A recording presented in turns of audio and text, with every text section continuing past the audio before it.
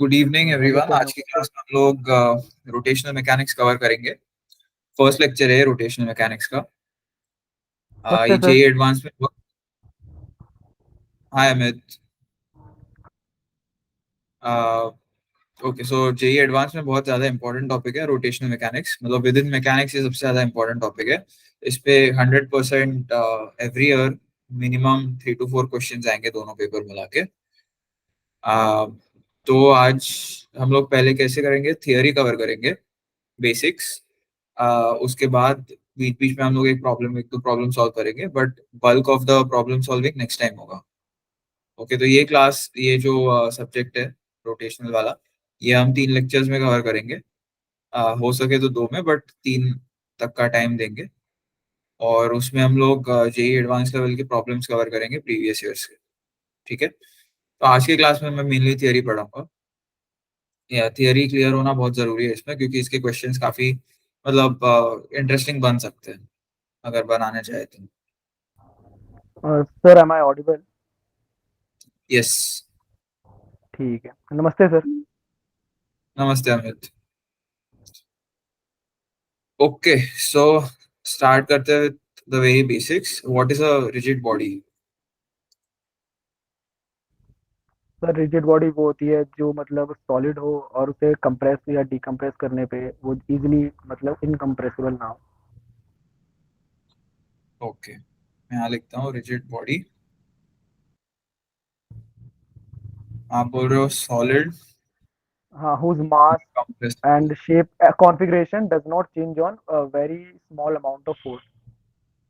Okay, फिर तो इसको हम लोग अगर फिजिकल टर्म्स में लिखे, तो मान लो मेरे पास ऐसी कोई भी बॉडी है, राइट? तो इसको मैं रिजिड बॉडी कब कहूंगा, जब इसका कोई भी कॉन्स्टिट्यूएंट पार्टिकल, राइट, मान लो ये है M1, ये है M2, इन दोनों के बीच में जो डिस्टेंस है ना, आर, ये आर चेंज नहीं होना चाहिए कभी भी। So yes sir. R is constant sir, R in a intermolecular force होगा। Rigid body. क्या होगा? आर इंटरमोलिकुलर फोर्स होगा।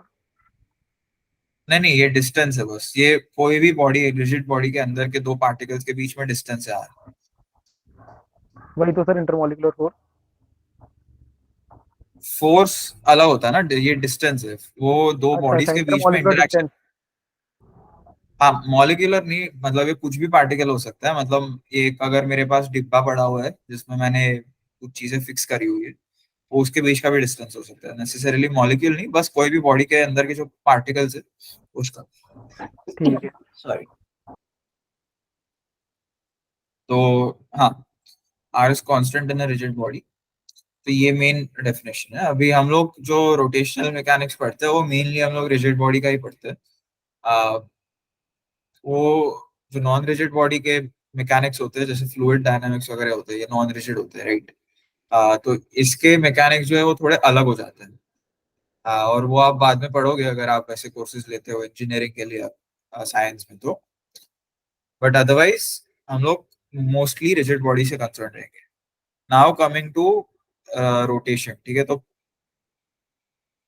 प्योर रोटेशन क्या होता है? जब मान लो जो वी है इक्वल टू आर ओमेगा। अभी इसमें वी आर और ओमेगा क्या होता है? वी क्या है? Linear velocity. Linear velocity. Okay, ठीक है, तो मान लो एक ऐसे, सॉरी, सर, अभी नोट्स लेते हुए चलना है या अभी समझना है? क्या हुआ? अभी नोट्स लेते हुए चलना है कि समझना है अभी? मतलब आपकी मर्जी है, आप नोट्स लेते हुए समझ सकते हो या ऐसे ही समझ सकते हो। आपको ठीक अगर है। नोट्स में दिक्कत हो रही है तो फिर आप ऐसे ही समझ लीजिए, बाद में रिकॉर्डिंग देख के नोट्स कर लीजिए। Sure sir, sure. ठीक है, तो मान लो ये एक पार्टिकल है मास m का, और ये एक एक्सिस है मेरे पास, ओ डैश। ठीक है, और इसके बीच में जो डिस्टेंस है वो है r। मान लो ये डिस्टेंस है, ये कुछ डिस्टेंस है, कुछ भी एस,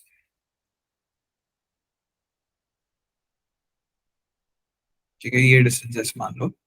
अभी मुझे बताओ कि मान लो ये पार्टिकल जो है घूम रहा है, ठीक है, about this axis with N angular velocity omega. तो उसकी लिनियर वेलोसिटी है वो क्या होगी, आर ओमेगा होगी या एस ओमेगा होगी? R omega. क्या होता है फिर आर, वो how how do you define this R? Sir वो जो शॉर्टेस्ट डिस्टेंस होता है उस पार्टिकल का एक्सिस ऑफ रोटेशन से। Correct, so the distance R is perpendicular to the axis of rotation, ठीक है, ये बहुत इंपॉर्टेंट है। कोई भी डिस्टेंस नहीं होता, ये परपेंडिकुलर डिस्टेंस होता है from the axis of rotation. तो आप कोई भी ऑब्जेक्ट लो, ये पॉइंट मास नहीं है, आप कोई भी ऑब्जेक्ट अगर लेते हो, अगर एक मैं सर्कल भी कंसिडर कर लूं, तो उसके केस में यहाँ सर्कल के आउटसाइड सरफेस पे कुछ भी अगर मैंने ऑब्जेक्ट रखा हुआ है, तो उसका लिनियर वेलोसिटी होगा radius of the circle times. और रेडियस क्यों होगा, क्योंकि वो जो है रेडियस वो है perpendicular to the axis of rotation इस केस में, ठीक है। तो ये इंपॉर्टेंट है।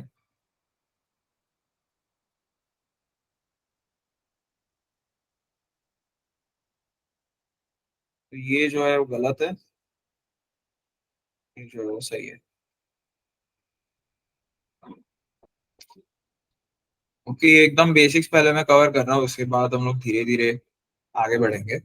इसके बाद आपका जो linear dynamics plus rotational dynamics का जो मिक्सचर होता है, करेक्ट, तो उसके केस में भी क्या होता है, सिमिलर होता है राइट, इक्वेशंस इसमें भी। तो आपका v होता है u प्लस at, और रोटेशनल के केस में होता है omega is equal to omega naught plus alpha T, ठीक है। ये है लिनियर, ये है रोटेशनल, ठीक है।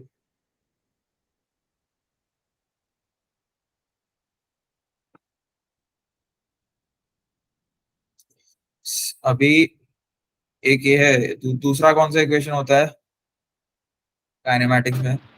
S is equals S to ut equal plus half s equal to ut plus half at square, ठीक है। इस केस में क्या होगा वो, theta। Theta, theta is equal to omega naught T plus half alpha T square, okay. Third equation क्या होता है, V square minus U square is equals to 2as। Equal to 2as। Similarly यहाँ पे omega square minus omega naught square is equal to 2 alpha theta, okay. अच्छा ये बताओ, omega theta और alpha के डायमेंशंस क्या है?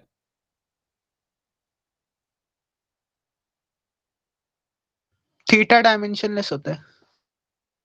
करेक्ट, थीटा डायमेंशनलेस होता है, theta is basically angle, correct.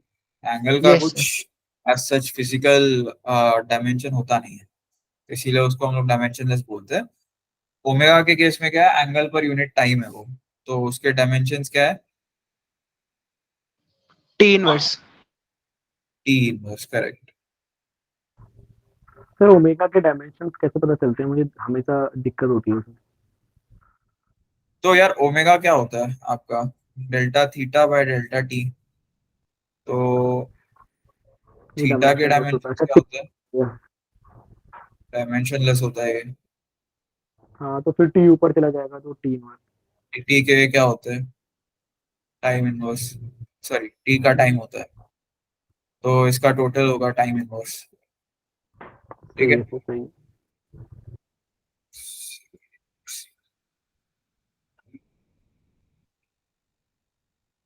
Alpha के क्या होता है dimensions? T to the power minus 2। Correct, ठीक है। तो इसका आपका टी माइनस वन है और इसका आपका टी है, तो ये हुआ टी माइनस टू।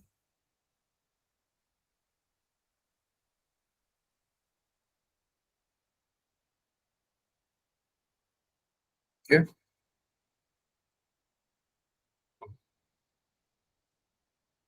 हम्म, ठीक है, नेक्स्ट टॉपिक। अभी तक तो क्लियर है सब कुछ? Yes sir. ओके, ठीक है, नेक्स्ट टॉपिक हम लोग मोमेंट ऑफ इनर्शिया कवर करेंगे। मोमेंट ऑफ इनर्शिया क्या होता है?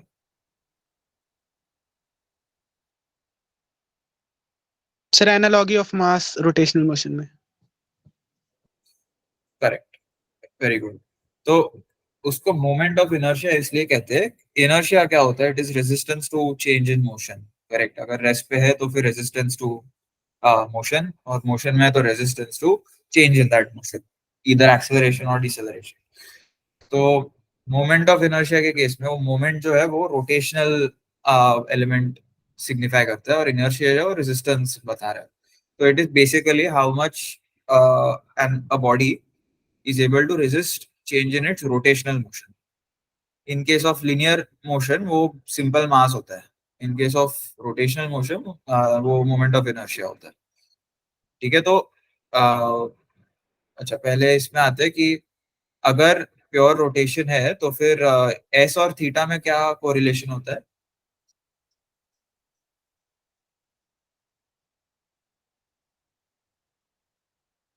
सर एक बार क्वेश्चन रिपीट करना। हाँ, एस और थीटा में मान लो अगर प्योर रोटेशन हो रहा है, कोई मास है, हम अपने एक्सिस के अराउंड घूम रहा है, ठीक है, ऐसे ऐसे एक मास है, मास एम है, जो ऐसे। सर मैं डिस्कनेक्ट हो गया था, अभी आपने क्या बताया 1 मिनट पहले? मैं अभी मोमेंट ऑफ इनर्शिया के बारे में बता रहा था, और अभी मैं पूछ रहा हूँ कि अभी जो मैंने कॉन्सेप्ट एक्सप्लेन किए लीनियर और रोटेशनल मोशन के, उसमें एस और थीटा ये जो थे, एस आपका लीनियर डिस्टेंस था और थीटा आपका एंगुलर वो था, डिस्प्लेसमेंट। तो उसमें रिलेशनशिप क्या होती है? मतलब मान लो मेरा एक ऐसे मास है, ठीक है, और वो ऐसे गया, ठीक है, sir theta. Arc length upon में रेडियस। हाँ, करेक्ट। तो ये अगर आर है और ये जो डिस्टेंस है वो आर्क लेंथ जो है ये एस है, तो S is equal to R theta. ठीक है,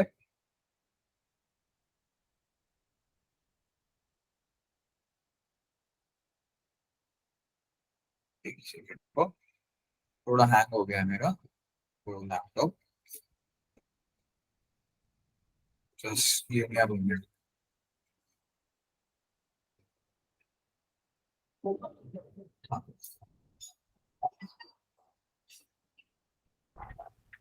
हाँ ये सर पता नहीं क्या प्रॉब्लम था, मैं डिस्कनेक्ट वो लीव हो गया था।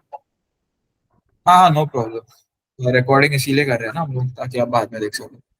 ये सर क्या कह रहे थे सर आप? मैं बता रहा था कि प्योर रोटेशन के केस में अगर मान लो एक ऐसा मास है जो हम्म, यहाँ से यहाँ पे रोटेट हो रहा है एक हम्म, सर्कुलर पाथ पे जिसका रेडियस है आर, तो जो उसका हाँ सर। डिस्प्लेसमेंट है S along this circular arc, hmm, that is related to hmm, theta as S equal to R theta. Okay, ठीक है, ओके। अगर सर्कुलर मोशन और रोटेशनल मोशन में डिफरेंशिएशन करना हो तो कैसे करेंगे, मतलब क्या क्या बेसिस पे कर सकते हैं? हाँ, तो सर्कुलर मोशन जो है वो रोटेशनल बस मोशन मोशन में ना होना। सर, रोटेशनल मोशन में एक एक्सिस पे होता है, और सर्कुलर मोशन जो होता है विदाउट किसी एक परपेंडिकुलर स्ट्रेट एक्सिस पे होता है। करेक्ट, तो rotational motion is generally any motion which is about an axis. Rotational motion मतलब about an axis. Circular motion एक स्पेशल केस है उसका, जो एक मतलब सर्कल का मोशन होता है, राइट? तो it is not necessarily about any axis, वो एक सर्कुलर प्लेन के परपेंडिकुलर एक्सिस पे होगा।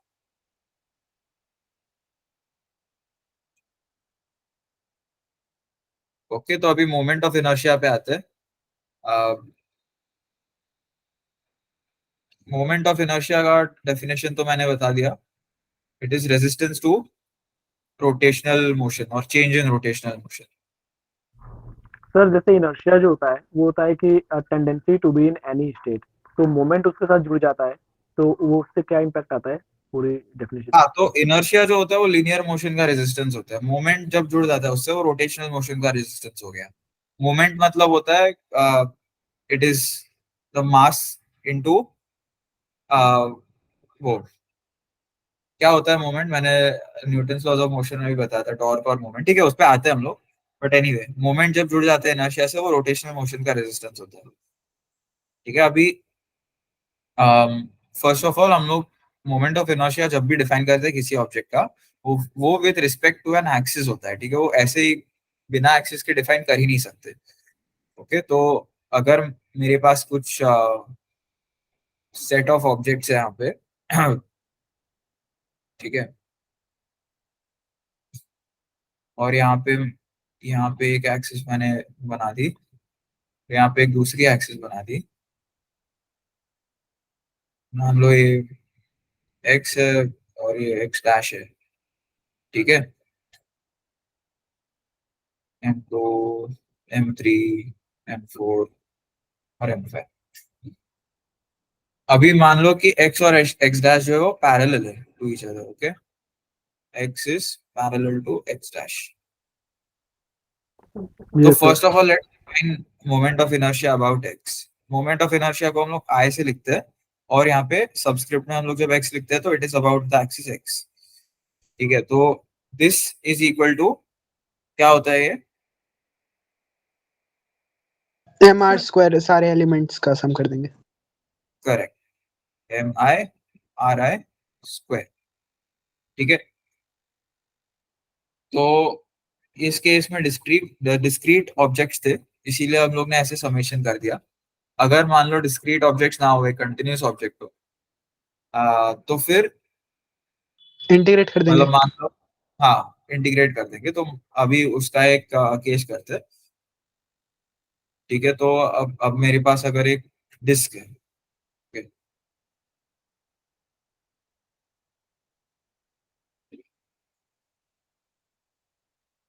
मुझे इसका मोमेंट ऑफ इनर्शिया ढूंढना है अबाउट टू डिफरेंट एक्सिस।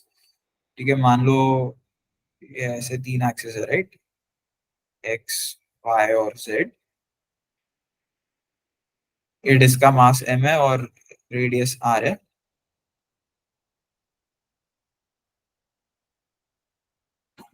हाँ, तो अभी आप बताओ आई एक्स और आई जेड क्या होगा। इसमें आउट ऑफ द प्लेन कौन सा है? Z out of the plane है इसमें। सर आई जेड तो mr² by 2 हो जाएगा, और वो mr²by 4। इसको डिराइव करते हैं एक बार। ठीक है, तो अभी मान लो हम लोग आई जेड कैलकुलेट कर रहे हैं, फर्स्ट केस आई जेड। ठीक है, तो मान लेते हैं ये जेड एक्सिस है, तो आपका जो डिस्क है वो इस तरह से होगा कुछ। ठीक है, अभी ये सेंटर जो है, यहाँ से हमने स्मॉल एलिमेंट कंसिडर किया of at a distance of r which has a thickness of dr। Okay, ये जो है वो dr है। तो अभी तो ये जो एलिमेंट है, सीधा एक रिंग कट नहीं कर लेते, फिर एक ही बार इंटीग्रेशन करना पड़ेगा। हाँ मतलब ये बेसिकली एलिमेंट मतलब रिंग ही कंसिडर किया हमने, बट उसके लिए फिर रिंग का भी हम लोग को डिराइव करना पड़ेगा, तो मैं वही आपको बता के चला। ठीक है, तो अगर मैं ऐसा इसको मैं इस तरह से देखूं, ठीक है, ये मैं टी थीटा बता रहा हूँ।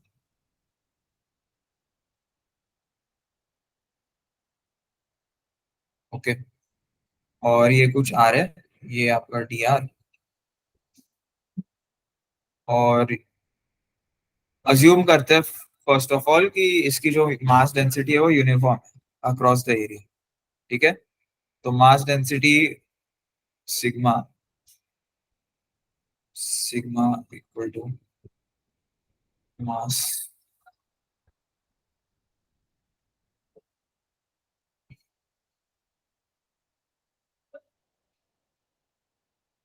सरफेस डेंसिटी जो बोलते हैं ना, मास अपॉन सरफेस एरिया, ये है इस केस में m बाय कितना, pi R pi square. R. Okay, तो ये जो छोटा सा एलिमेंट लिया है हमने, ये एलिमेंट, ठीक है, ये एलिमेंट, इसका मास क्या होगा, ये जो शेडेड एरिया है इसका,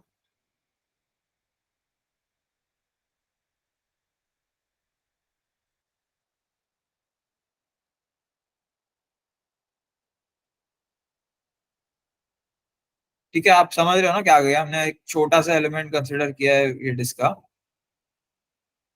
ये आर डिस्टेंस पे इतना सा एक छोटा सा एलिमेंट लिया है हमने, जो ऐसे यहाँ पे एंगल बना रहा है डी थीटा।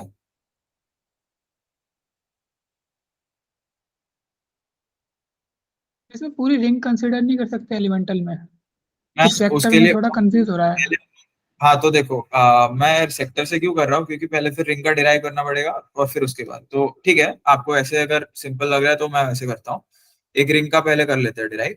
तो मान लो ये एक रिंग ही है, ठीक है, तो अगर ये एक रिंग है, पहले अलग से बनाता हूँ मैं।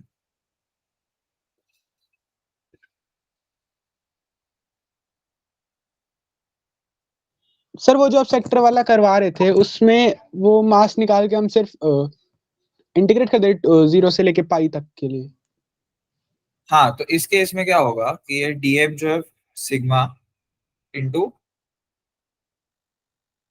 R D theta D R ऐसे होगा, ठीक है, आर डी थीटा ये लेंथ है और डी आर ये डिस्टेंस है, ठीक है, तो हमने इसको लेंथ इंटू विड्थ करके किया है, क्योंकि इतने छोटे मास के लिए हम लोग प्रीटी मच अज्यूम कर रहे हैं कि ये रेक्टेंगल जैसा है, तो ये sigma R D theta D R होगा और फिर हम लोग उसको इंटीग्रेट कर देंगे, ठीक है, तो उसका इंटीग्रल कैसे होगा, I equal to D I ये है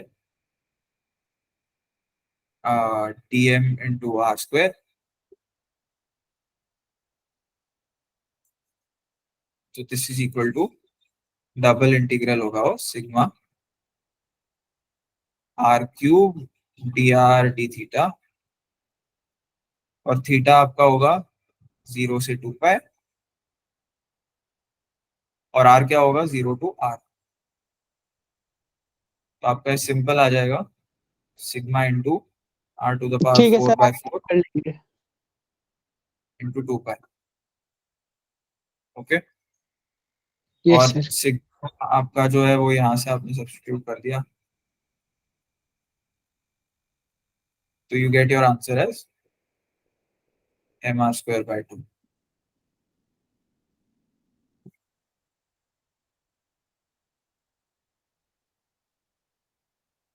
सर वो डीएम का मास कैसे निकाला एक बार आपने वो बताना। हाँ, तो ये देखो हमने बहुत एक छोटा सा एलिमेंट कंसिडर किया है यहाँ पे, आ, एक रिंग का एक छोटा सा सेक्टर है, राइट, तो ये एक सेकंड, ये जो एलिमेंट है ना, तो ये आप अज्यूम कर लो इतना छोटा एंगुलर डिस्टेंस है डी थीटा, तो इसका एरिया कैलकुलेट करने के लिए आप डायरेक्टली इसका जो लेंथ है आर डी थीटा, उसको आप स्ट्रेट लाइन अज्यूम करो, because r is much much bigger than r D theta, ठीक है, तो आप उसको स्ट्रेट लाइन अज्यूम कर लो, और डी आर जो है वो तो स्ट्रेट है ही, तो R D theta into D R इसका एरिया है इस छोटे से एलिमेंट का, ठीक है, तो that multiplied by the surface density जो सिग्मा है वो इसका डीएम होगा। ओके, तो आप फिर उसको यस। डबल इंटीग्रेट करोगे तो आपका ओवर द एंटायर डिस्क मास आ जाएगा। Okay sir, clear. ठीक है, तो ये आपका डिस्क था। अभी इस केस में हम लोग रिंग का भी कर रहे हैं। ओके, तो रिंग के केस में क्या है, सेम चीज जो हमने की थी, हम लोग उस केस में डायरेक्टली बस थीटा पे इंटीग्रेट करेंगे, यहाँ पे आर कांस्टेंट रहेगा। ओके, तो आई जेड इक्वल टू, मैं यहाँ पे शेप्स के नाम लिख देता हूँ नहीं तो बाद में कंफ्यूजन हो जाएगा।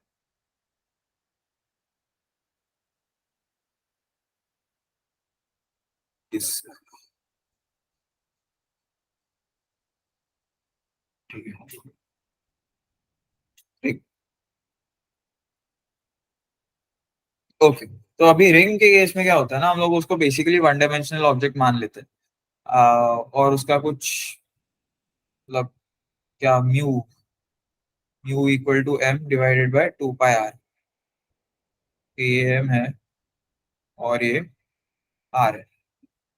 तो आपका इस केस में डी आई क्या होगा, d I Z equal to integral d M into are square. अभी इसका डी एम है ना, बहुत सिंपल है। ये एक छोटा सा है, ये T theta.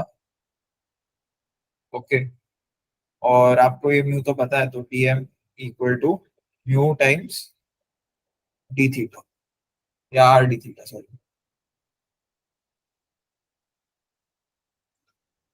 Are times D theta. ठीक है, और ये आर जो है वो तो आर है, कैपिटल आर, क्योंकि रिंग का यहाँ पे एक ही वन डायमेंशनल में है, तो फिर सारे एलिमेंट्स इक्वी डिस्टेंस है, इक्वी डिस्टेंट है फ्रॉम द सेंटर। तो अभी ये हम यहाँ पे सब्स्टिट्यूट करेंगे, तो आपके पास आ जाएगा ये सिंपल सा equation, mu r square d theta. और इसको आप 0 to 2 पाई आप इंटीग्रेट कर लोगे, तो mu into 2 pi r square.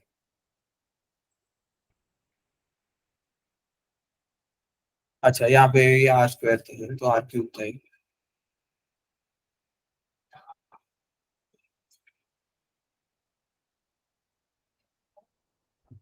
2 pi r cube, तो that is equal to m are square, correct.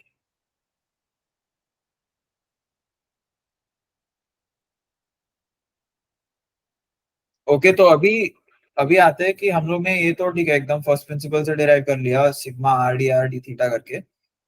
But क्या इसके कुछ और इजी मेथड हो सकते थे? आप जैसे बोल रहे थे रिंग का हम लोग अगर सॉरी डिस्क का हम लोग अगर रिंग के आई को यूज करके कर ले तो वो सिंपल होगा, राइट? तो वो सिंपल होगा, दैट्स करेक्ट।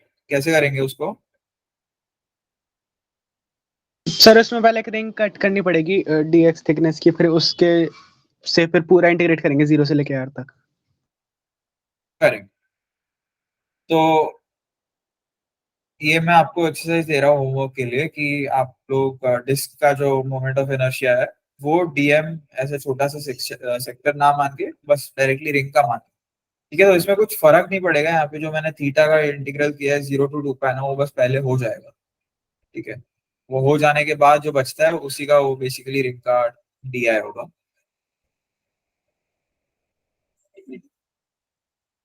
सर ये दिखने में तो डेंजरस लग रहा है, डबल इंटीग्रेशन।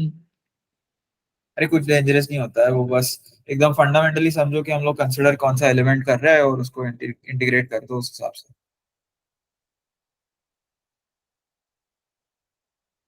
ओके, अभी आते हैं थियरम्स पे। कुछ एक दो थियरम्स है मोमेंट ऑफ इनर्शिया के बारे में, वो आपको पता होने चाहिए। फर्स्ट है theorem of perpendicular parallel axis, theorem of parallel axis, वो आपको पता है क्या? Yes sir sir. पता है। Okay, very good. मैं फिर से एक बार बता देता हूँ। एक घटिया लाइन खींचता हूँ। Okay, theorem of parallel axis. तो बेसिकली इट सेज कि if moment of inertia about a particular axis x मैं आपको ड्रॉ करके बताता हूँ। ये कोई रिजिड बॉडी है, ठीक है, ये एक्सिस x है, ये एक्सिस x डैश है, x is parallel to x dash, और इनके बीच का जो परपेंडिकुलर डिस्टेंस है वो मान लो कुछ r है। ठीक है, तो what does the theorem of parallel axis से? सर एक्स के बॉडी का रिस्पेक्ट में अगर वो मास मतलब उसका मोमेंट ऑफ इनर्शिया पता है तो उसके प्लस में एम आर स्क्वायर कर देंगे तो एक्स डैश का आ जाएगा। क्लियर है सबको? Yes sir. तो I X dash is equal to I X plus क्या होगा, M are square. Yes sir. Yes sir. पर अगर मैं उल्टा लिख दूं तो भी सेम ही हो जाएगा ना वो, I X equal to I X dash plus M are square लिखा और I X dash equal to I X plus M R sir square. इसमें ना जो आई एक्स होता है वो सेंट्रल एक्सिस होता है, और वो जरूरी है सेंट्रल एक्सिस होना उसका। अच्छा, ऐसा क्यों? पता नहीं, थ्योरम में ही लिखा था ये। थ्योरम में? हाँ तो यस, मतलब इन अ वे, हाँ। सेंट्रल एक्सिस क्या होता है पहले वो बताओ। सर जो सेंटर से पास हो। COM था शायद। हाँ sorry, yes, centre of mass था वो, सॉरी। हाँ हाँ करेक्ट। तो सेंट्रल एक्सिस नहीं, वो सेंटर ऑफ मास का एक्सिस होना चाहिए, ठीक है। आ, तो इसमें बहुत इंपॉर्टेंट ये एक चीज है कि I X dash is equal to I X plus M are square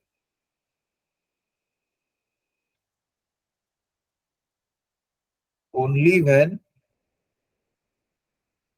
x passes through COM, ठीक है। ये भूलना मत, ठीक है। कोई भी एक्सिस के साथ साथ कोई किसी और एक्सिस का ऐड मत कर देना, वो थियरम उस केस में होल्ड नहीं होगा।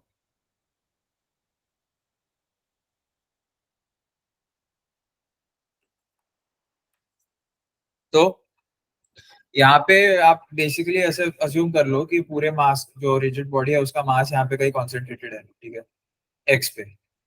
अगर वो एक्स पे ना होता, राइट, वो एक्स के कहीं और, मतलब कुछ और डिस्टेंस पे होता, तो फिर ये वायलेट हो जाता, बिकॉज फिर आप यहाँ पे पहले एक डिस्टेंस वॉट एवर टी है, वो आई एक्स होगा कुछ एम डी स्क्वायर आपका, और उसके साथ साथ ये आई एक्स डैश का आप देख रहे हो वो डी प्लस आर स्क्वायर होगा, ठीक है। तो डी प्लस आर स्क्वायर और D square plus R square में फर्क होता है, राइट। तो I X plus M are square नहीं होगा, वो कुछ और हो जाएगा, ठीक है। तो डोंट फॉरगेट दिस। और आप कभी भी लिखोगे तो उसको आई एक्स सी एम करके लिख दो, ताकि आप बाद में सॉल्व करते टाइम भूल ना जाओ उसको। Okay, now coming to the next theorem, theorem of perpendicular axis. वो आपको पता है यस सर। क्या होता है? सर अगर मतलब दो परपेंड मतलब जैसे कि तीन एक्सिस होते हैं, अगर दो का सेंटर ऑफ मास गिवन है तो तीनों तीसरे का दोनों का एडिशन होगा। हाँ करेक्ट। तो बेसिकली आपका अगर थियरम ऑफ परपेंडिकुलर एक्सिस, आपका ये एक एक्सिस है, ये एक एक्सिस है और ये एक एक्सिस है, X Y Z. I Z equal to I X plus I Y, correct. Yes sir. But again मतलब मैं अगर इसको फ्लिप करके लिख दूं I X equal to I Y plus I Z, तो भी सेम ही लगेगा वो। तो इसमें क्या होना चाहिए गिवन? सर मेरे हिसाब से XY के प्लेन में होना चाहिए ऑब्जेक्ट शायद। एक्स वाई के प्लेन में होना चाहिए, correct. So this should be very clear कि ये जिस प्लेन में है उसको हम लोग एक्स वाई कह रहे हैं, ठीक है। तो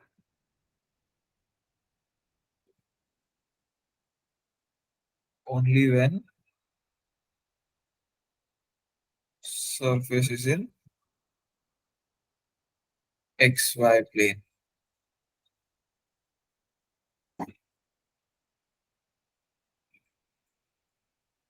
सो यहाँ पे अगर मैं एक सर्कल रख दूं XY प्लेन में, सर्कल या मान लो डिस्क है, ठीक है। तो अभी इस केस में जो वो एक पुराना एग्जांपल था, उस केस में हम लोग ने आई जेड निकाला, ओके। बट हम लोग को आई एक्स अभी भी निकालना है, तो क्या हम आई एक्स इससे निकाल सकते हैं quickly? Yes sir. Yes MR sir. Square by 4 आता है। करेक्ट। तो in the this example, Iz is equal to mr square by 2.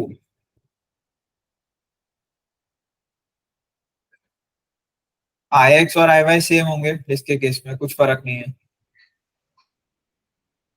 Is equal to, ये दोनों सेम है. therefore Iz is equal to Ix plus Iy is equal to 2Ix is equal to 2Iy. तो आपका क्या आता है, Ix equal to Iy equal to mr square by 4. Simple. ठीक है, तो जहां पे भी ये थियरम्स लग सके, फर्स्ट ऑफ ऑल चेक करना कि लग सकते हैं या नहीं. अगर लग सकते हैं तो फिर उनको यूज करना है, आपका टाइम बहुत बचेगा. ओके, तो एक दो क्वेश्चन हम लोग करें क्या मोमेंट ऑफ इनर्शिया पे? Yes sir. Yes sir. ठीक है, करते हैं. एक मिनट को. सर रोटेशनल का कितना वेटेज रहता है, मतलब 2-3 क्वेश्चन आ जाते हैं ना आराम से? रोटेशन का, हाँ यार, जेई एडवांस में तो काफी वेटेज होता है. मैकेनिक्स में सबसे ज्यादा वेटेज रोटेशन का ही होता है. उस पे आप एवरी ईयर, मतलब जो दोनों पेपर मिला के, क्योंकि यूजुअली जेई एडवांस में 2 पेपर होते हैं, तो दोनों पेपर मिला के रोटेशन के 3 से 4 क्वेश्चन तो आ ही जाएंगे. द थिंग इज, वो थोड़ा ट्रिकी टॉपिक है क्योंकि उस पे काफी कुछ कुछ फैंसी बन सकता है क्वेश्चन. तो आपको अच्छे से क्लियर होने चाहिए सारे कॉन्सेप्ट्स. और सर जेई एडवांस में 2 पेपर का मुझे ना लॉजिक नहीं पता, मतलब जेई में तो एक ही पेपर होता है ना, और जेई एडवांस में 2. हाँ यार, वो थोड़ा थरो बनने के लिए होता है, क्योंकि काफी बार मतलब सिर्फ एक पेपर से क्या होता है, कभी कभी बच्चों का खराब चले जाए, प्रॉब्लम हो जाए कुछ, राइट? अच्छा, तो तो मतलब 2 इंश्योर पेपर में जो की भी बेस्ट एकदम, होंगे. हाँ, तो इंश्योर की एकदम जो बेस्ट परफॉर्मर्स ही आ रहे हैं, लक पे कम डिपेंडेंट है, उसके लिए वो 2 अलग अलग हो रखते हैं. और ये तो एडवांस का सर उसमें इसीलिए मतलब सेशन भी एक ही होता है, सिर्फ जेई मेन जैसे उसके अलग अलग सेशन नहीं होते. उनमें सर एक अच्छा, पेपर तो की और मार्किंग होती है क्या? नहीं नहीं, दोनों का टोटल देखते हो. फिर मैंने ये भी सुना है कि सब्जेक्टिव भी होते हैं, मतलब जैसे न्यूमेरिकल होगा, हमें सॉल्व करके लिखना होगा उस पे. हाँ हाँ, तो वैसे तो कंप्यूटर बेस्ड ही होगा, मतलब टाइप करना है आंसर आपको इतना. तो हम लोग के टाइम पे तो ओएमआर बेस्ड होता था, भरते रहो. वो एक डर लगता था कि कुछ एक क्वेश्चन का मैंने गलत क्वेश्चन नंबर के सामने भर दिया आंसर, तो आगे के सारे खराब. बट अभी वो भी नहीं है, अभी तो बस कंप्यूटर में टाइप करना होता है आंसर, या फिर सिलेक्ट करना होता है. बट हाँ, मतलब अभी न्यूमेरिकल टाइप क्वेश्चंस है जिसमें आंसर कुछ भी हो सकता है, ऐसे डेसिमल 2 डेसिमल तक आपको आंसर लिखना होता है. और ये भी मतलब सारे इंस्ट्रक्शंस दिए होते हैं एग्जाम पेपर में, तो आपको इतना कुछ टेंशन लेने की जरूरत नहीं है. वो आपको सारे इंस्ट्रक्शंस बताएंगे क्लियरली, कितने डेसिमल पॉइंट्स तक लिखना है, क्या करना है, वो सब बताएंगे. सर न्यूमेरिकल बेस्ड वाले जो आंसर आते हैं उसमें सारे क्वेश्चन में रेंजेस होती हैं आंसर्स की? मतलब रेंजेस ऐसे, मतलब सर जैसे अगर फॉर एग्जांपल 0.77 आंसर आ रहा है तो 0.74 से लेके 0.8 के बीच में अगर मार्क किया है तो सही है? या तो वो आई एम नॉट श्योर. वो यूजुअली होता है कि एक ही आंसर आता है, सिंगल डेसिमल, सिंगल आंसर होता है, डबल डेसिमल पॉइंट तक भी सर अभी वो लोग. 22 वाले पेपर में हुआ था। हाँ, तो अगर वो ऐसे बीच बीच में एक्सेप्शनल केसेस आ जाए तो वो लोग कंसिडर कर लेते हैं. बट आपको अज्यूम तो यही करना है कि एक ही आंसर एक्सेप्टेड है. और सर अगर किसी का आंसर 0.76 है और ओरिजिनल आंसर 0.77 है, तब क्या उसके मार्क्स तो कंप्यूटर काट देगा? हाँ, मतलब काट तो देगा. लेकिन कॉन्सेप्ट वगैरह तो सब सेम है, वो तो 0.01 का फर्क है. हाँ यार, वो अल्टीमेटली है तो कॉम्पिटिटिव एग्जाम, कहीं ना कहीं तो डिफरेंशिएट करना ही पड़ेगा. सर इसीलिए शायद नेगेटिव मार्किंग नहीं होती न्यूमेरिकल में। न्यूमेरिकल में नहीं होती नेगेटिव मार्किंग. हाँ सही है, सही है, सर सही वो है. तो कभी भी हो जाती है, कभी भी नहीं, ऐसे वो नहीं कर सकते ना। यूजुअली नहीं होती है न्यूमेरिकल में नेगेटिव मार्किंग, क्योंकि फिर नहीं तो लोग अटेम्प्ट ही नहीं करते उसको.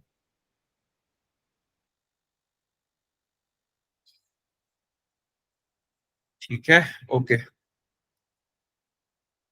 अच्छा, अभी रॉड का मोमेंट ऑफ इनर्शिया ढूंढो। मान लो ये मेरे पास एक फिक्स्ड पॉइंट है, आ,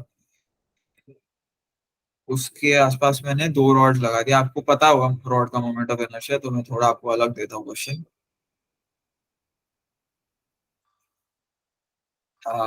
ऐसे मैंने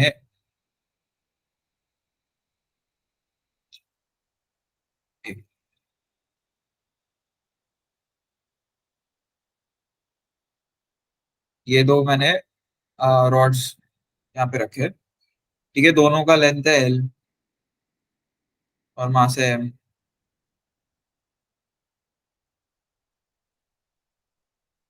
ओके, तो moment of inertia about this axis निकालना है। और ये एक्सिस मतलब परपेंडिकुलर है टू द रॉड, जो कौन से एक्सेस? इनटू द पेपर है, ठीक है। सर एक्सेस कहाँ पे दिखने की? हाँ, वो इनटू द पेपर है जो एक्सिस है ना, पासिंग थ्रू। अच्छा वो वाली, ठीक है।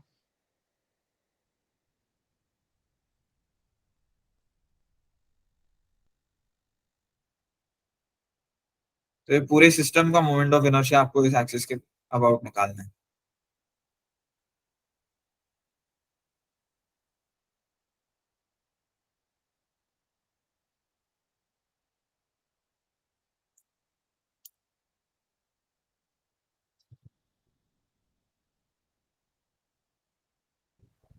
सर अप्रोच करेगी इसके अंदर।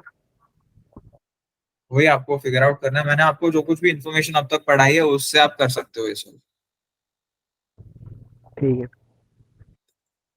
ये जेई मेन का क्वेश्चन है बाय द वे, कोई तो पुराने जेई मेन का।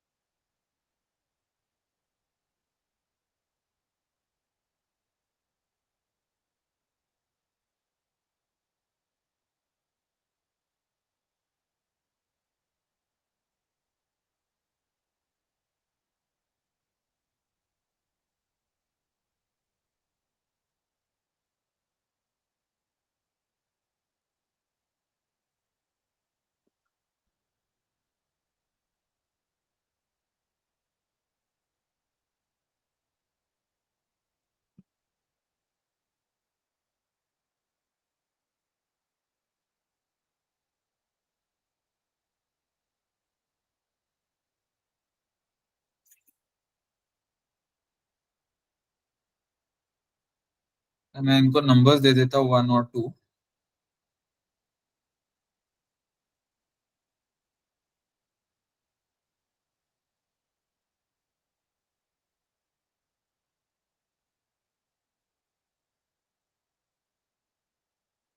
ये क्लियर है सबको?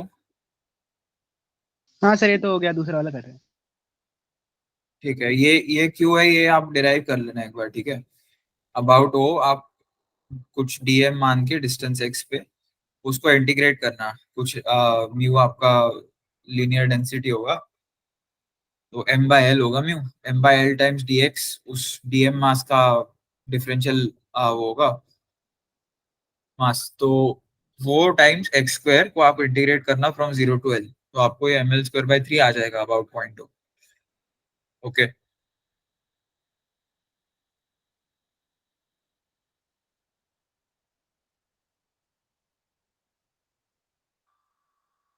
फिर 2 के केस में क्या होगा?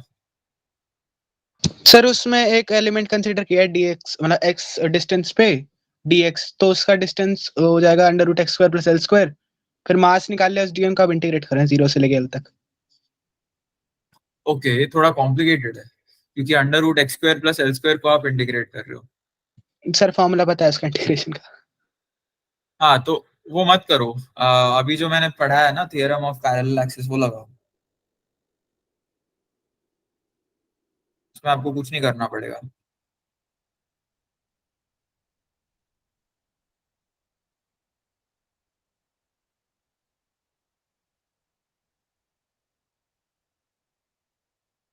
14 ml²/12 आ रहा है क्या? 14 ml²/12 नहीं, गलत। मतलब किसका, टोटल या सिर्फ सेकंड वाले का? Total total. देखता हूँ मैं। 14 ml² तो नहीं आएगा। सेवन एक बाई बार सिक्स वापस मतलब। नहीं, 7/6 नहीं आएगा। एक बार वापस चेक करो, 16 आना चाहिए।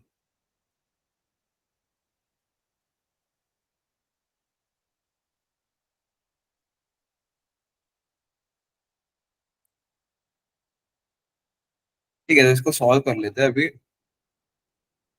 मान लो ये पॉइंट कुछ है, P, centre of mass. Okay, sir total answer 5/3 ml² आ रहा है टोटल। करेक्ट, 5/3। Very good. तो यहाँ पे हम लोग क्या कर रहे हैं, थियरम ऑफ पैरेलल एक्सिस लगा रहे हैं। ICM प्लस PO, आई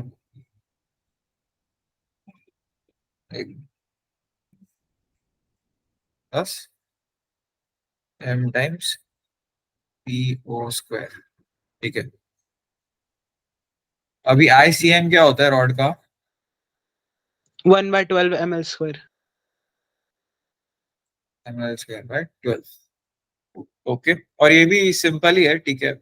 आप अगर इसको भी इंटीग्रेट करोगे अबाउट दिस पॉइंट, तो 0 से लेकर L/2 तक आपको करना होगा। वो सिंपल ही होगा काफी। और वैसे आई थिंक आपको वो भी करना नहीं पड़ेगा, क्योंकि इसको अगर आप हाफ रॉड मान लो तो ml²/3, अगर आप M/2 और L/2 सब्सटीट्यूट कर दो यहाँ पे और उसको 2 से मल्टीप्लाई कर दो, तो आपको सेम ही आंसर आना चाहिए, यस सर। राइट? तो ml²/12 होगा। और MPO², तो ये जो डिस्टेंस है PO, ये क्या है? ये L/2 है, ये L है, तो ये √5 L/2। Yes sir. तो M टाइम्स √5/2 L²।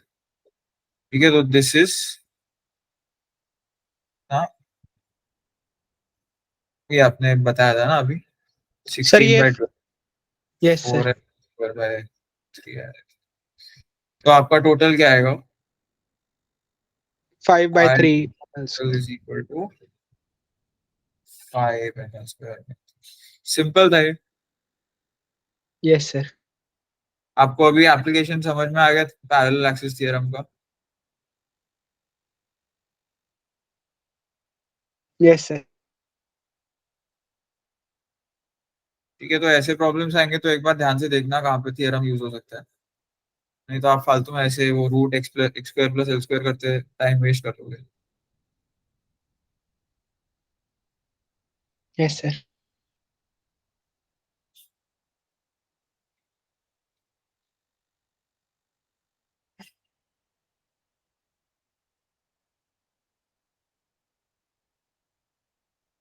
ओके, अभी नेक्स्ट कॉन्सेप्ट पे आते हैं।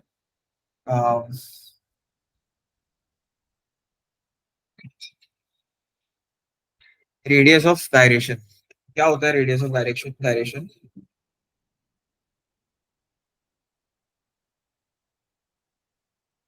डेफिनेशन नहीं पता, निकालना आता है। हाँ, मतलब वही उतना ही चाहिए हम लोगों को, डेफिनेशन वैसे ज्यादा कुछ मैटर नहीं करती। बट मतलब डेफिनेशन वाइज अगर देखो तो अगर पूरा मास जो है वो एक पॉइंट पे कॉन्सेंट्रेट कर लो, राइट, तो फिर वो इक्विवेलेंट डिस्टेंस है उसका from the axis of rotation.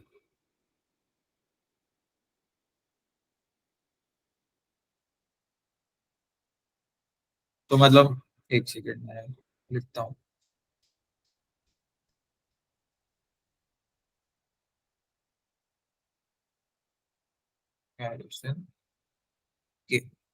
ठीक है, तो अभी मेरे पास अगर ऐसा एक कुछ रिजिड बॉडी है और मैं इस एक्सिस के अराउंड उसका इनर्शिया, मोमेंट ऑफ इनर्शिया ढूंढ रहा हूँ, तो मैं इसको ऐसे ट्रीट कर सकता हूँ कि ये एक पॉइंट मास है m, जो k डिस्टेंस पे है इस एक्सिस से,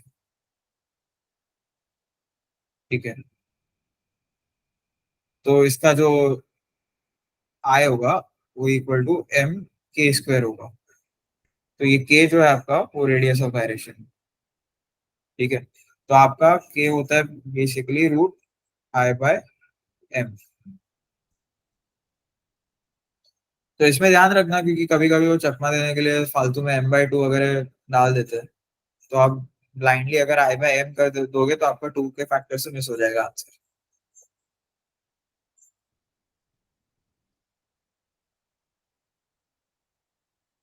ये तो काफी सिंपल था, आई थिंक इसके ऊपर कुछ कराने की जरूरत नहीं है। Yes sir. नेक्स्ट कॉन्सेप्ट है body is having a cavity. Okay, तो अभी मान लो एक स्फीयर में कंसिडर कर लेता हूँ, 3D में आ जाता है।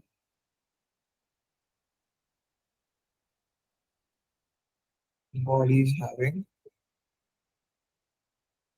कैविटी, ठीक है। ये एक स्फीयर है मान लो, ठीक है। और उसमें एक मैंने एक होल बना दिया ऐसा,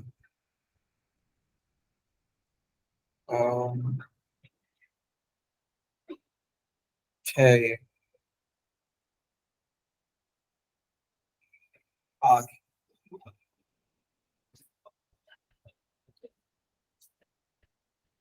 कैविटी। कैविटी का मतलब होता है होल, ठीक है। मतलब उसमें से मास हटा दिया है मैंने, तो यहाँ पर ये इसके अंदर मास 0 है और ये है स्फीयर।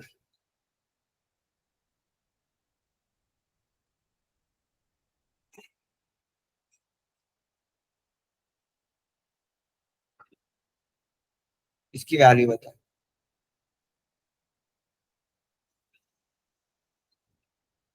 I/O/Z लिखा हुआ है, मतलब z एक्सिस के रेफरेंस में moment of inertia, axis is passing through O and it is perpendicular to plane of paper. वैसे फर्क नहीं पड़ेगा उतना कि वो परपेंडिकुलर है, क्योंकि ये 3D ऑब्जेक्ट है, हाँ स्फीयर है ये। तो मैं Ix भी मान लूँ या Iy भी मान लूँ, फर्क नहीं पड़ेगा।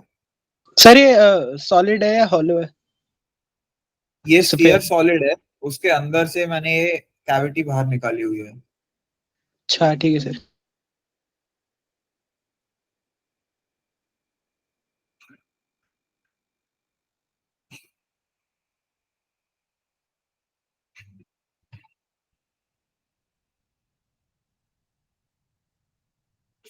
तो मैं इसको से शेड कर देता हूँ टू शो कि ये सॉलिड है।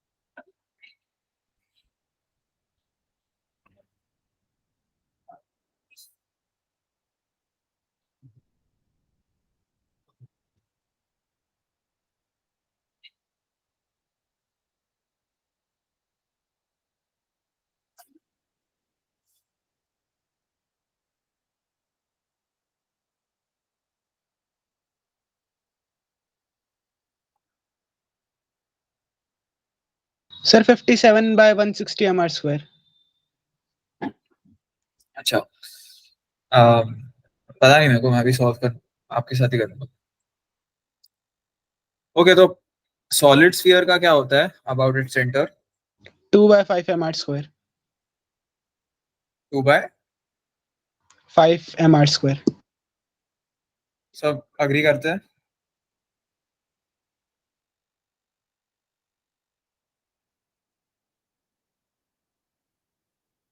करते हैं नहीं? सर याद नहीं, भूल गया मैं तो।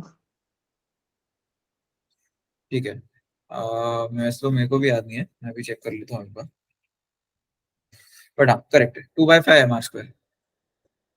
ओके, सो अगर आप इसको ऐसे कंसिडर करें कि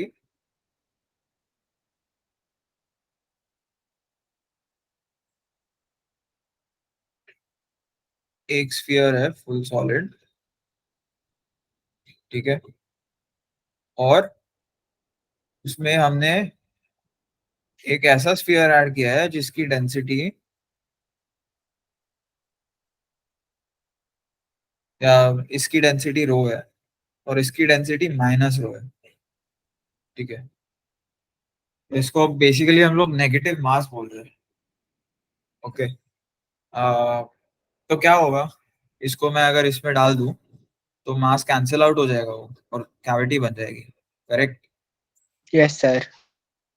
तो अभी about point O, axis passing through point O, अगर हम लोगों को मोमेंट ऑफ इनर्शिया कैलकुलेट करना है of this entire system, solid sphere with a cavity, so we first calculate the moment of inertia about O of this solid sphere, and then we add the moment of inertia of this negative mass का solid sphere about O, ठीक है। तो ये मैं अगर इसमें add करूं तो axis passing through O will be a tangent to this sphere, okay. इसका सेंटर अगर मैं कुछ O डैश मान लूं, इसको मैं O डैश मान लूं, तो I will be equal to, इसको मैं ऑब्जेक्ट 1 मानता हूँ, इसको ऑब्जेक्ट 2 मानता हूँ, IO1 plus IO2।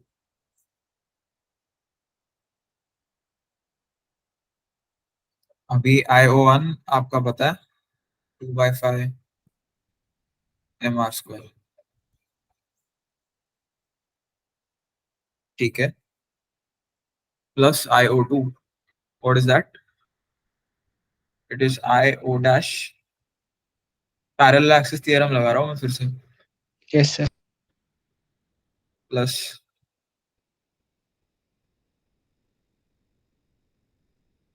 m into O डैश², ठीक है। और ये m जो है वो क्या है? Capital M/8। माइनस है हाँ 8। वही।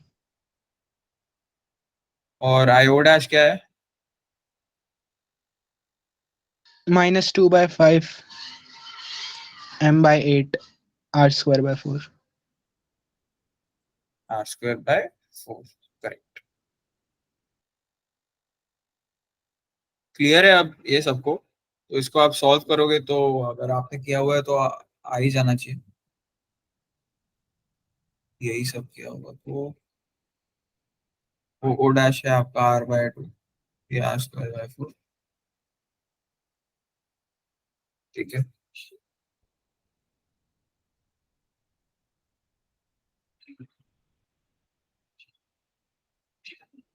y माइनस 1/t 32,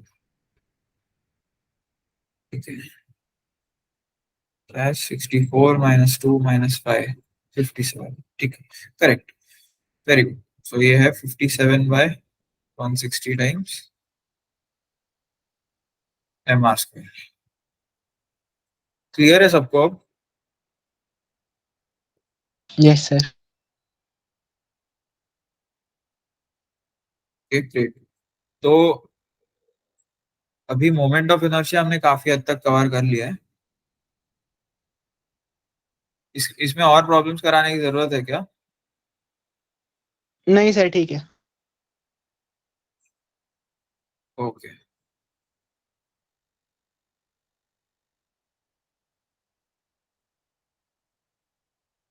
ठीक है, अभी नेक्स्ट टॉपिक पे आते हैं फिर, which is torque. Okay, so torque का डेफिनेशन क्या होता है?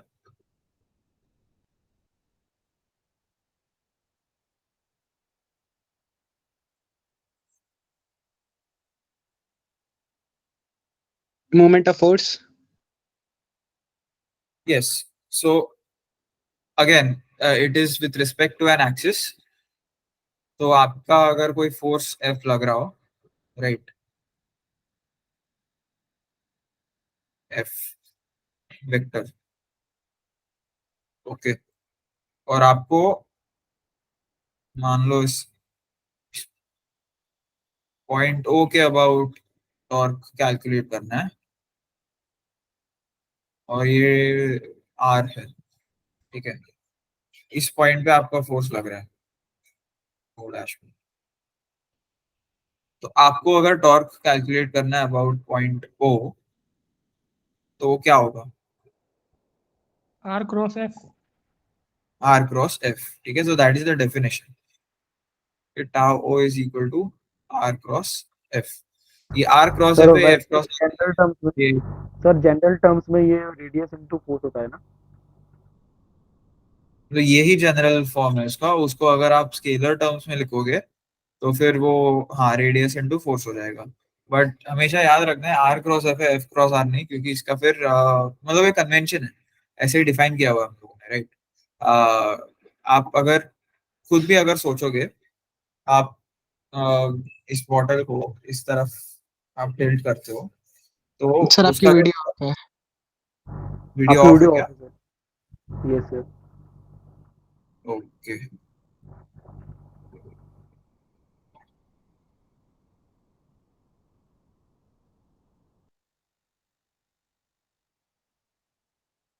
ठीक है, अब विजिबल है ना? ठीक है sir. Yes sir, yes sir. आप बॉटल को ऐसे टिल्ट जब करते हो, तो मतलब आपको पता नहीं मिरर होके दिख रहा है या नहीं, बट मैं जिस जैसे बॉटल को देख रहा हूँ, मैं क्लॉकवाइज घुमा रहा हूँ, तो आप अज्यूम करो कि आप भी बॉटल को क्लॉकवाइज घुमा रहे हो, ऊपर ऐसे फोर्स लगा के, ठीक है। तो about the centre of the bottle, r जो है वो ऊपर के डायरेक्शन में, एफ जो है वो राइट डायरेक्शन में, और राइट हैंड थंब रूल लगा के आर क्रॉस एफ जो होगा वो किस डायरेक्शन में होगा? अवे फ्रॉम, ठीक है, टुवर्ड्स द कंप्यूटर, जब क्लॉकवाइज है। तो वो हमने कन्वेंशनली डिफाइन किया हुआ है कि अगर क्लॉकवाइज है तो फिर जो वेक्टर होता है रोटेशन का, वो अवे फ्रॉम यू होता है, और एंटी क्लॉकवाइज के केस में वो टुवर्ड्स यू होता है। तो ओके, आर क्रॉस एफ होता है, और ठीक है, this is torque about a point. Magnitude क्या होता है ये टॉर्क का? R f sine theta. R f sine theta. और थीटा क्या होता है? Angle. Between r and f. Angle between r and f. Sir इसमें साइन की यूज होता है, मतलब कॉस की नहीं होता, रीजन है इसका कुछ? क्रॉस है ना, ये क्रॉस प्रोडक्ट है। अच्छा ठीक है सर, ठीक है।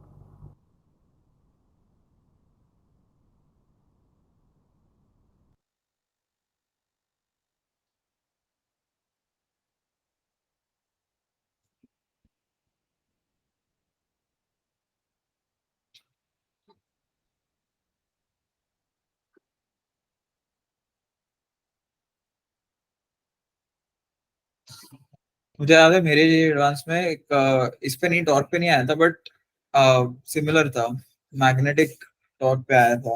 वो क्यू वी क्रॉस भी होता है ना, यस सर।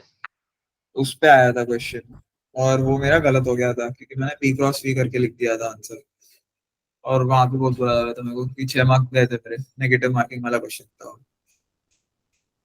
तो सर इसीलिए मैं आपने आपको कब बोल रहा किया हूँ था? मैंने 2017 में दिया था। सर कौन सा -1 वाला -2 वाला? -2 वाला था वो। तो उसमें मेरे जो +4 आते, वो डायरेक्ट -6 हो गए थे। सर -2 बट वाला ज्यादा मतलब दिक्कत करता है। हाँ हाँ, वो करता ही है, और वो बनाते भी क्वेश्चन है उसी तरह से है कि आपके रॉन्ग चले जाए। तो आपको मैं बता रहा हूँ कि आप जो मल्टीपल करेक्ट होते हैं वो उनको थोड़ा साइड में ही रख दो जब आप कर रहे हो। सिंगल चॉइस करेक्ट और इंटीजर टाइप होते हैं ना, उस पर फोकस करना। उसके क्वेश्चंस डुएबल होते हैं, और उसमें मतलब खाता भी कम होता है आपको, क्योंकि नेगेटिव मार्किंग कम होता है।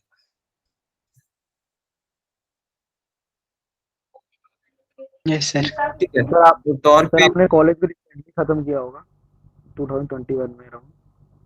हाँ, मैंने डुअल डिग्री कोर्स में था। सो बीटेक और एमटेक मैंने 5 साल में कंप्लीट किया था, 22 में ग्रेजुएट। वाह। सो अभी क्वेश्चन करते हैं टॉर्क पे। ओके,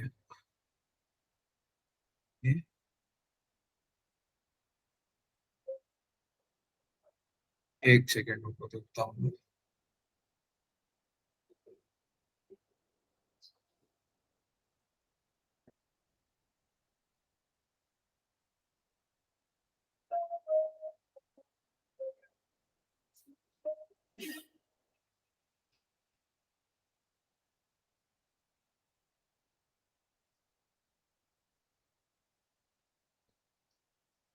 चल ठीक है, मैं पहले आपको थोड़ी और थियरी पढ़ा देता हूँ। ये अभी टॉर्क अबाउट अ पॉइंट पढ़ाया था मैंने। टॉर्क अबाउट एन एक्सिस क्या होता है? एक एक्सिस के टुवर्ड्स, जैसे कोई एक्सिस है तो उस पे जो टॉर्क लगाते हैं तो जो पूरा एक मान के चलिए सिस्टम घूम जाता है उसे सर कहते हैं। हाँ, तो अभी मान लो कि एक बॉडी या सर्कल है, कुछ भी मान लो। जैसे एक रिजिड बॉडी में,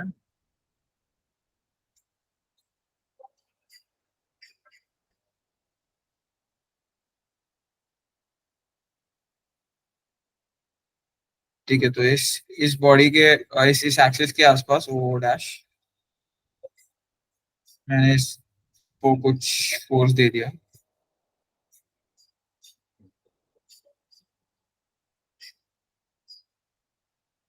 ये आर है और ये एफ है।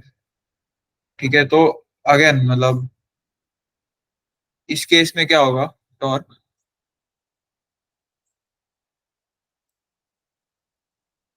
सर इसमें भी सेम ही होगा रखो से।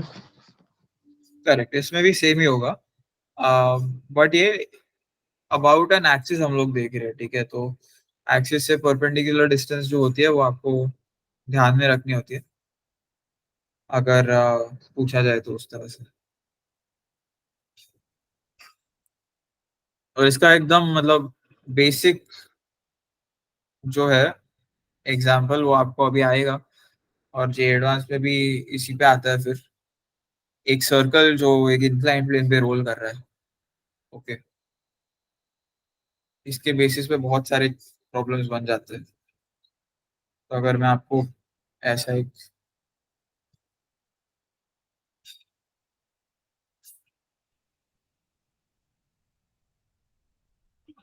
ठीक है, ओके, इस पॉइंट के अबाउट, मतलब इस पॉइंट के थ्रू एक एक्सिस पास हो रही है, ठीक है, इनटू द पेपर। और इसका मास कुछ है, मैं रेडियस आर है। तो what is the torque about this axis passing through point P?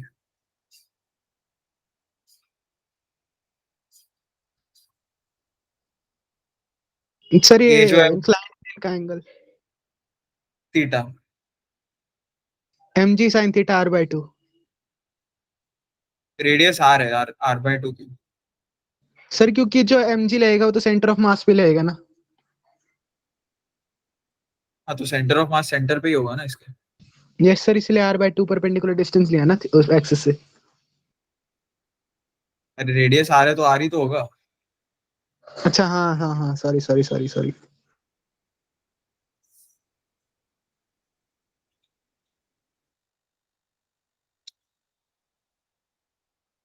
Okay, but ठीक है, तो इसमें क्या हो रहा है, कौन से फोर्सेस एक्ट हो रहा है इस पे, इसके सेंटर ऑफ मास पे? एक तो ये एमजी है, ठीक है। और यहाँ पे इस पॉइंट पे नॉर्मल एक्ट हो रहा है अभी, और मान लो फ्रिक्शन भी एक्ट हो रहा है।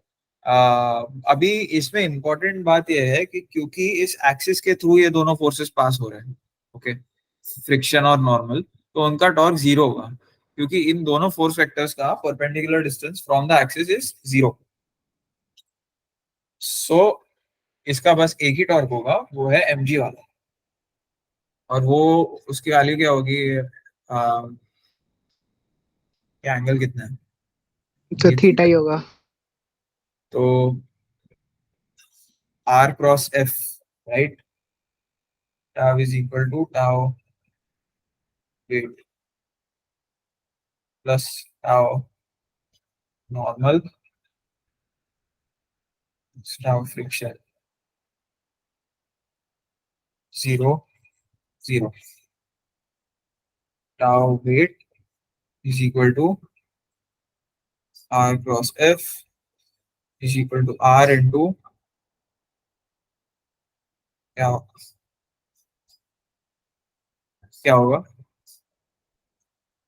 एम का sin sine theta theta. into mg।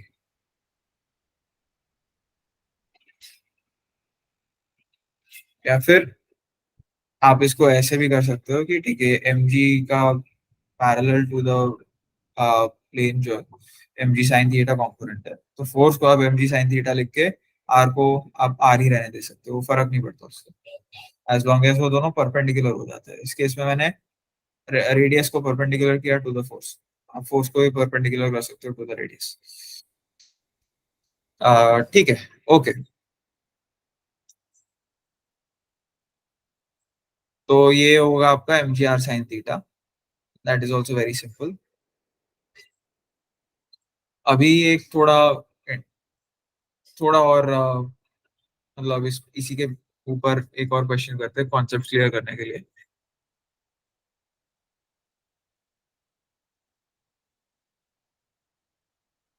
हाँ वरुण।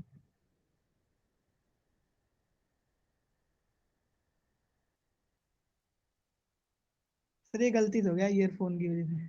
ओके,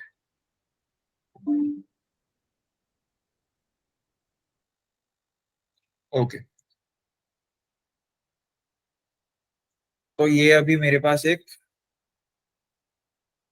बॉब मान लो पेंडुलम, ठीक है,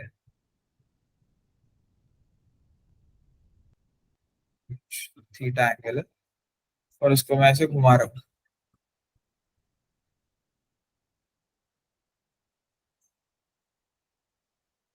ठीक है, about this point O, mass m है, ये लेंथ l है।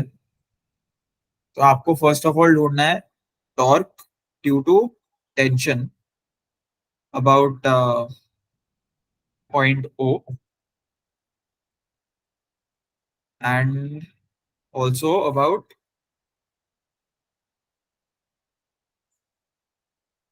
Point O dash.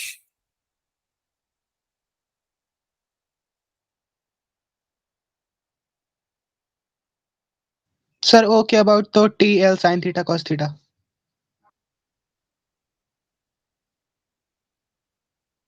क्या, वापस बोलो, अबाउट ओ क्या है? T L sine theta cos theta. Are you sure? Yes sir most probably. क्या होता है टॉर्क का डेफिनेशन? फोर्स इनटू डिस्टेंस जो होता है।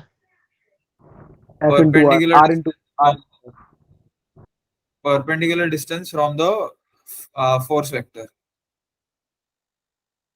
अभी ओ से perpendicular distance from the tension vector क्या है?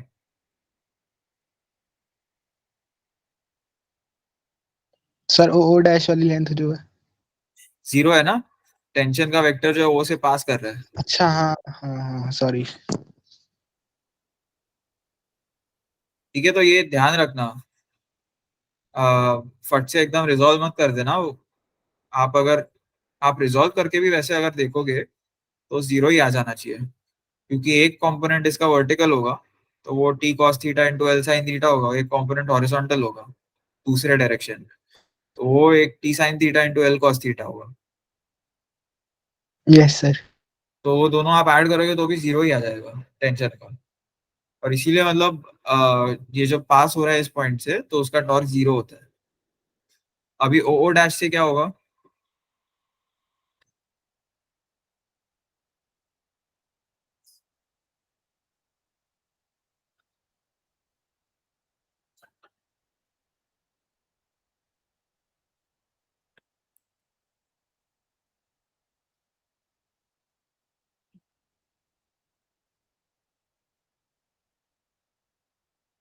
पॉइंट ओ डैश के about. Sir T L sine square theta. और टी की वैल्यू क्या होगी?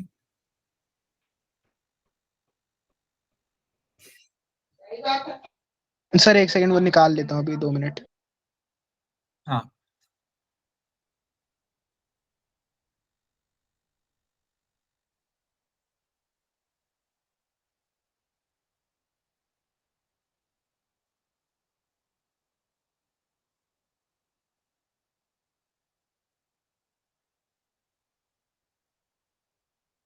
M g by cos theta t की वैल्यू।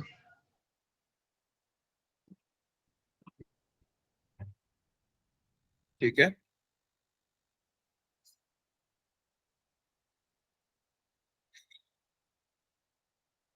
समझ में आया सबको?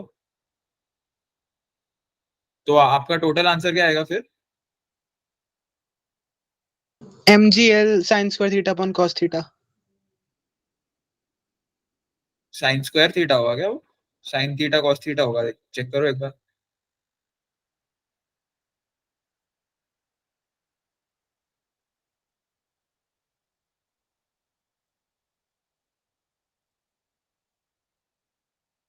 सर परपेंडिकुलर डिस्टेंस तो एल साइन थीटा है ना, तो वो साइन स्क्वायर थीटा होना चाहिए। एल साइन, देखो perpendicular distance from the force vector होता है हमेशा, याद रखना। अच्छा फिर ठीक है, फिर होगा l cos theta. M g l sine theta होगा वो टोटल टॉर्क। यस सर, वो कॉस थीटा कट जाएगा फिर बाद में। ठीक है, तो tau is equal to zero because tension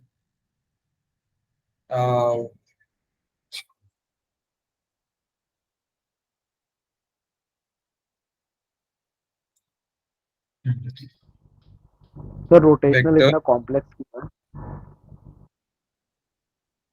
complex अभी तो शुरू भी नहीं हुआ है यार, अभी तो एकदम बेसिक्स पढ़ा रहा हूँ मैं। बट ठीक है, मतलब वो अगर आप ना भी करो तो चलता है ऑनेस्टली, क्योंकि ठीक है 3-4 क्वेश्चंस आते हैं उस पे, बट वो डिफिकल्ट क्वेश्चंस होते हैं। तो अगर आप सीरियसली टारगेट कर रहे हो एडवांस को तो आप रोटेशनल पे फोकस करो, बट अदरवाइज इट्स ओके अगर ना करो। सर मेरे आप बाकी चैप्टर्स में भी तो मिक्स कर देते ना इसको। क्या? बाकी चैप्टर्स में भी तो डाल देते, फिर इसको फिर दिक्कत होती है। हाँ एग्जैक्टली, तो इसीलिए मैं पढ़ा भी रहा हूँ, क्योंकि फिर बाकी चैप्टर्स के साथ कंबाइन करके क्वेश्चन आ जाता है इसका। तो अगर आपको बाकी सारे कॉन्सेप्ट पता हो, रोटेशन का एकदम बेसिक सा ही लग रहा हो कुछ, तो फिर अगर वो उससे वजह से दिक्कत है तो मजा नहीं आएगा ना, मैकेनिक्स फिर आपका वेस्ट हो जाएगा।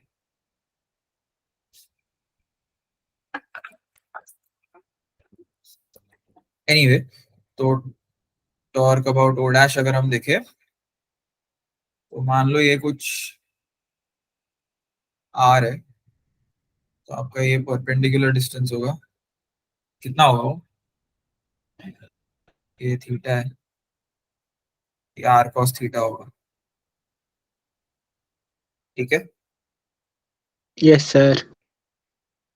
और आर आपका क्या होगा? एल आर साइन आपका थीटा। एल। ओके, और फोर्स बैलेंस आप करोगे तो ये एम जी है, ये टी कॉस थीटा है।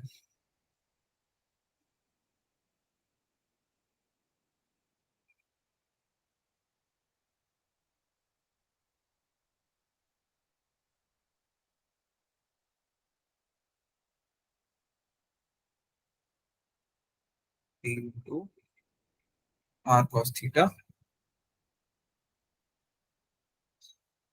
which is mg by cos theta into l sin theta cos theta. एक कैंसिल हो जाएगा, आपका mg l sin theta होगा. अबाउट o डैश, अभी मुझे बताओ net torque about axis o dash क्या है. हमने अभी टॉर्क अबाउट अ पॉइंट पढ़ लिया, टॉर्क अबाउट एक्सिस बताओ. ओ डैश के आसपास नेट टॉर्क क्या है सिस्टम का? 0. 0 है.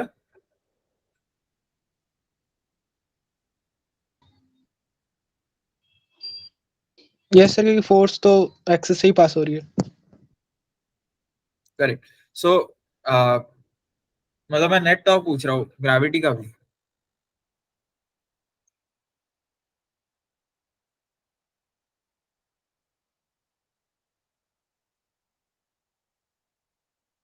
mg l sin theta. कितने लोग अग्री करते हैं?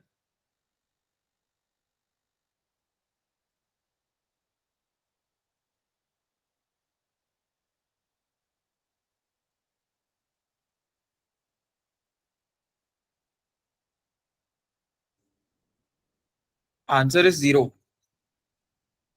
अब वो फिगर आउट करो क्यों है 0. टेंशन का तो आपको समझ में आ रहा है, वो टेंशन का वेक्टर जो है वो इंटरसेक्ट करता है विद ओ डैश. तो उसके केस में आपका जो आर है वो तो 0 होगा. और ग्रेविटी के केस में क्या हो रहा है? सर एक्सिस के पैरेलल है फोर्स. एक्सिस के पैरेलल है. तो आर क्रॉस एफ आपका क्या है? Sir r cross f, r तो परपेंडिकुलर डिस्टेंस होता है ना, तो एक्सिस से क्या मतलब हमें. हाँ, तो इस केस में वही, तो एक्सिस और पॉइंट के बीच में वही फर्क होता है कि आपका जो फोर्स होता है अबाउट एन एक्सिस, वो अगर फोर्स का वेक्टर और एक्सिस का वेक्टर परपेंडिकुलर है, पैरेलल है, तो वो दोनों बेसिकली उसके उनके बीच का एंगल 0 है. Theta is 0.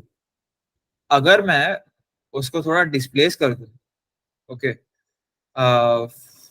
मतलब उसको पैरेलल ना करूं और उसको नॉन इंटरसेक्टिंग कर दूं, तो फिर नॉन जीरो होगा about that axis. But in all other cases अगर वो पैरेलल है टू द एक्सिस या फिर वो एक्सिस से इंटरसेक्ट कर रहा है, तो उस फोर्स का torque about that axis 0. Sir मतलब एक्सिस वाले केस में जो थीटा एंगल होता है वो एक्सिस और फोर्स के बीच का एंगल होता है. थीटा एंगल, हाँ, इस केस में एक्सिस और फोर्स वेक्टर के बीच का एंगल होगा. तो मतलब इस केस में थीटा होगा ही नहीं कुछ, बिकॉज एक्सिस जो आप कोई भी दो एक्सिस लोगे इस केस में, वो या तो पैरेलल होंगे, या वो इंटरसेक्ट करेंगे, या फिर वो पैरेलल नॉन इंटरसेक्टिंग होंगे but in a different plane. Okay, तो अगर वो ऐसे हो in a different plane, parallel non intersecting forces, तो ही आप उसका टॉर्क कंसिडर कर सकते हो. अदरवाइज तो वो 0 ही हो जाएगा, सेम सेम प्लेन में आप देख रहे हो तो. ठीक है, मतलब मैं Yes. आपको एक बार ड्रॉ करके भी थोड़ा समझा देता हूँ, बट ये थोड़ा सा मतलब थोड़ा नॉन इंट्यूटिव है, तो आपको ये समझना थोड़ा जरूरी है इस केस में हो क्या रहा है.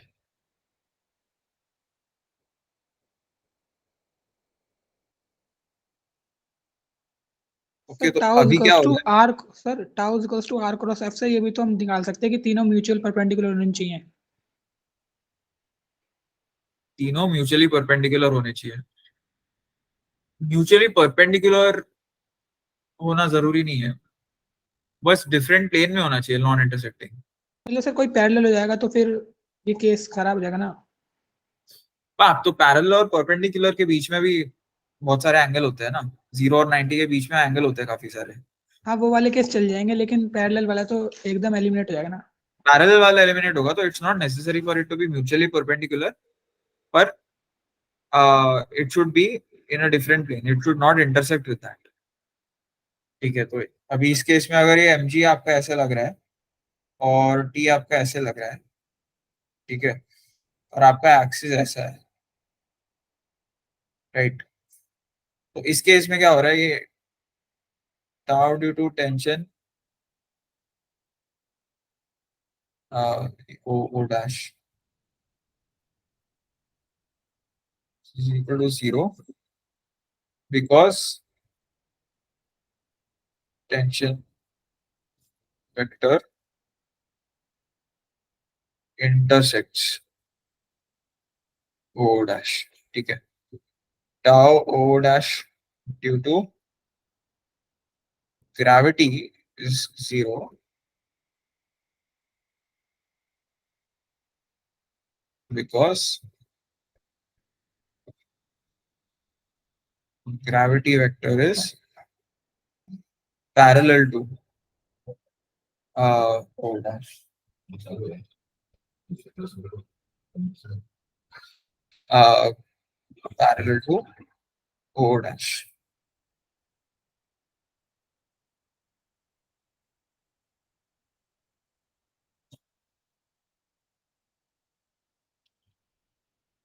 ओके, तो इसको आप अच्छे से समझ लेना। अभी इस केस में नॉन जीरो कब होगा वो, जब मान लो जो mg का वेक्टर है, या फिर मान लो इस पे मैंने कुछ और ऐसा फोर्स लगा दिया into the plane of paper, ठीक है, जिसके वजह से वो मूव हो रहा है। सो उस केस में वो फोर्स का कुछ टॉर्क होगा about O dash. Okay, perpendicular distance आपने कोऑर्डिनेट ज्योमेट्री पढ़ी हुई है ना? Yes sir. हाँ, तो दो आपके पास जो लाइंस होते हैं उनके बीच में आप परपेंडिकुलर डिस्टेंस जो निकालते हो, राइट, बेसिकली वो आर जो है वो वही है, ठीक है? ये इस केस में पॉइंट और लाइन के बीच का परपेंडिकुलर डिस्टेंस नहीं है, इस केस में लाइन और लाइन के बीच बीच का है, ठीक है? Yes sir. ओके,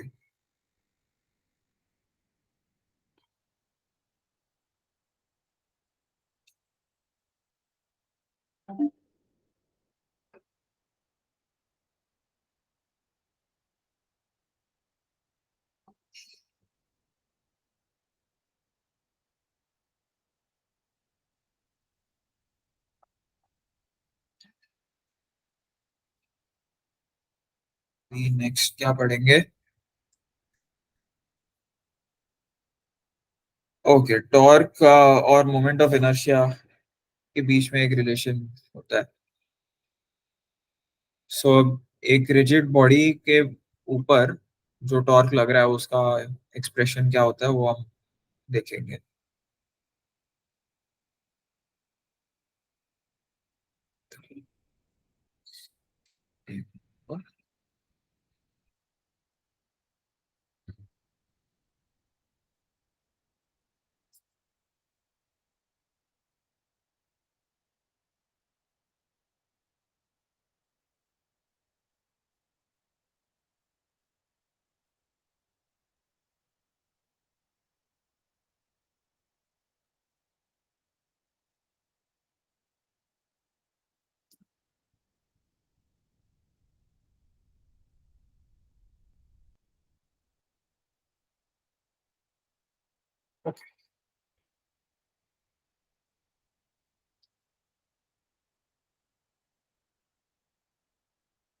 तो आपके पास एक रिजिड बॉडी है ऐसे,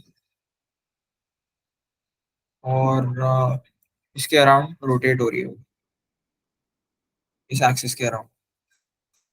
ये फिक्स्ड एक्सिस है, और टाउ जो है, टाउ एक्सटर्नल जिसको बोलेंगे हम, fixed axis,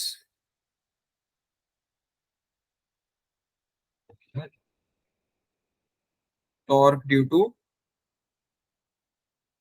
all external forces in the body,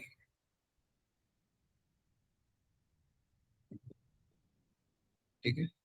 ये रिजिड बॉडी, और इसके साथ साथ अल्फा आपका है एंगुलर एक्सेलरेशन बॉडी का, ओमेगा आपका है angular velocity at any given instant, तो instantaneous. Omega alpha is equal to instantaneous angular velocity acceleration of the body. So first of all, अभी मान लो एक पार्टिकल है बॉडी का जिसका मास है mi, ठीक है, एट अ डिस्टेंस r है। मान लो यहाँ पे पार्टिकल I है, या कुछ ri है और ये इसका मास mi है।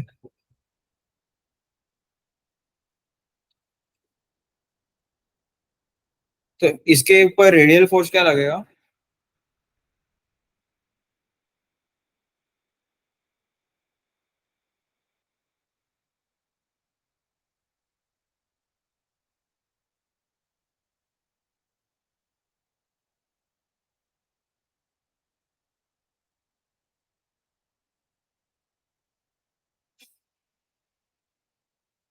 पार्टिकल I रखा हुआ है, मतलब रखा नहीं है, बॉडी का पार्ट है। अराउंड दिस एक्सिस रोटेट हो रही है बॉडी, राइट? ओमेगा और अल्फा है उसका इंस्टेंटेनियस एंगुलर वेलोसिटी और एक्सेलरेशन। जो पार्टिकल आया है बॉडी का at a radius r i from the axis, उसके ऊपर at any given instant what will be the radial force? Radial force मतलब क्या? In the direction of r i. m omega square r. Correct, m omega square r. और tangential force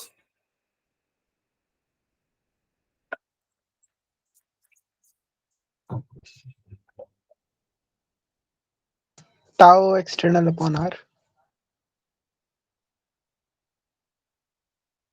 tau क्या? Tau कहाँ से आया?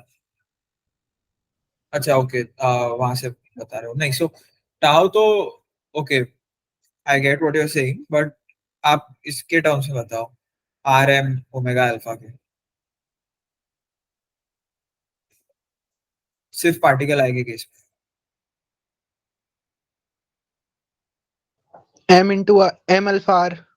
Correct, तो f r radial of i is equal to m r omega square होता है कि are square omega होता है? Sir, m omega square r. ठीक है, m r omega square, m omega square, ठीक है।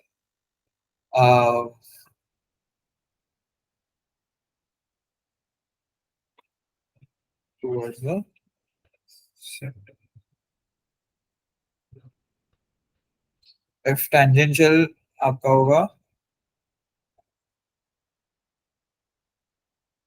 M i r i alpha आई,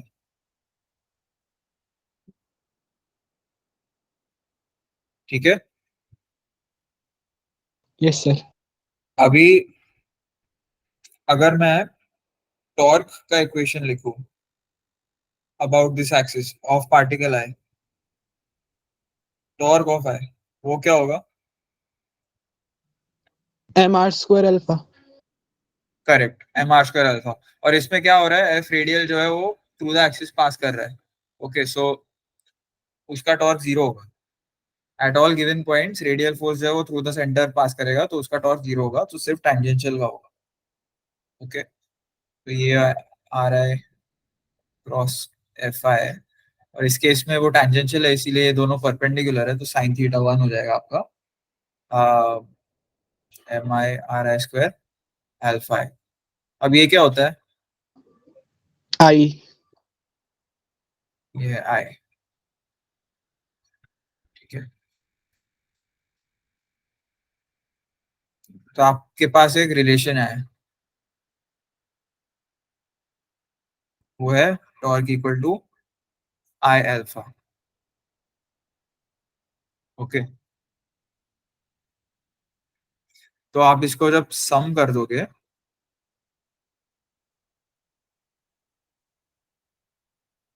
अच्छा एक और बात है यहाँ पे, मैं हर जगह जो ओमेगा है और अल्फा है लिखा हुआ है, वो एक्चुअली ओमेगा और अल्फा ही होगा, बिकॉज ये रिजिड बॉडी है।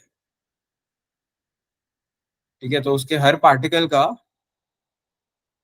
जो ओमेगा और अल्फा है वो सेम होगा अबाउट दैट एक्सिस।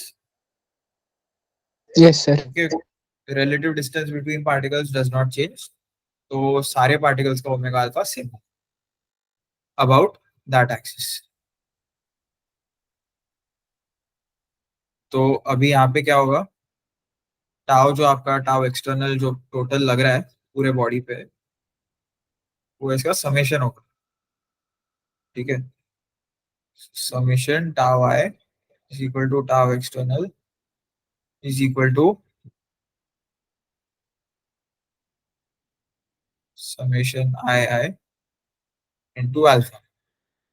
और समेशन आई जो होता है वो बेसिकली हर एक पार्टिकल का आप मोमेंट ऑफ इनर्शिया सम कर रहे हो अबाउट द एक्सिस, तो वो पूरे बॉडी का मोमेंट ऑफ इनर्शिया होता है, राइट।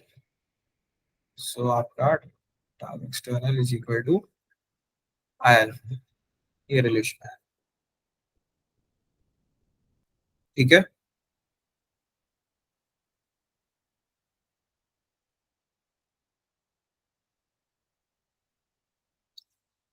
ओके।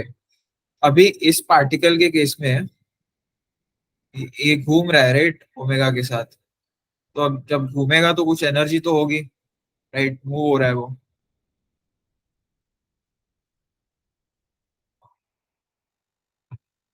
काइनेटिक एनर्जी क्या होगी? Half I omega square. Correct, half I omega square. और वो भी सिमिलरली हम लोग डिराइव कर सकते हैं। ठीक है, K is equal to half m i v i square, that is summation,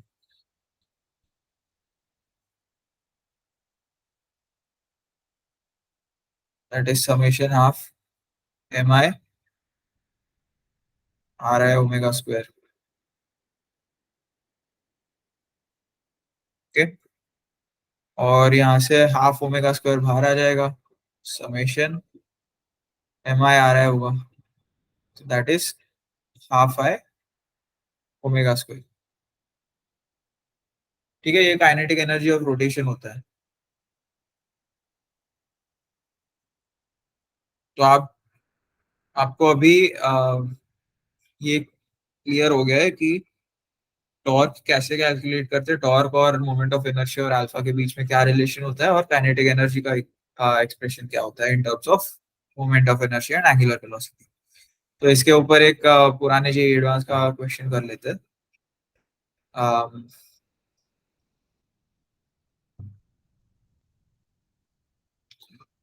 ठीक है,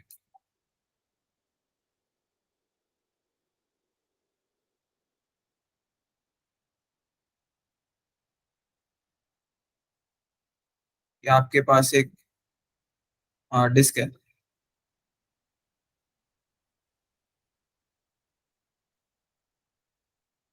ठीक है, ये एक फिक्स्ड एक्सिस है जिसके अबाउट ये डिस्क रोटेट कर सकती है।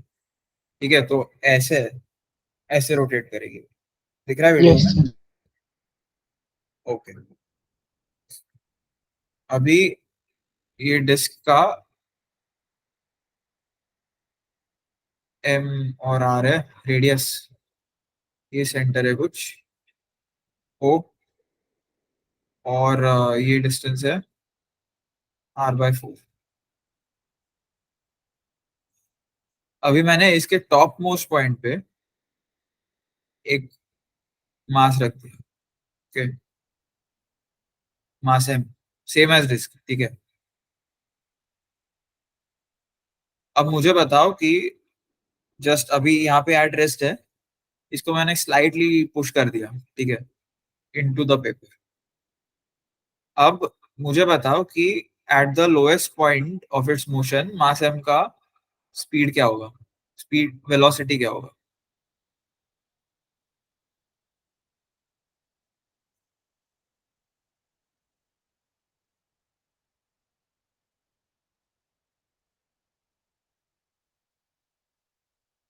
क्या कहा था मैं एम के साथ?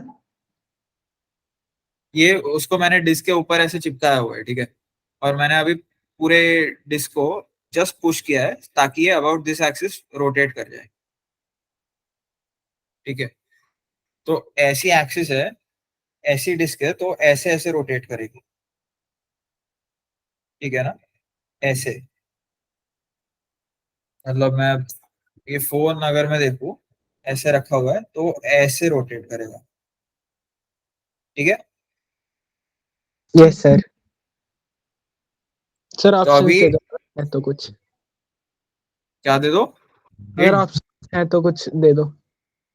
नहीं, ऑप्शंस नहीं है, सॉल्व करो ऐसे ही।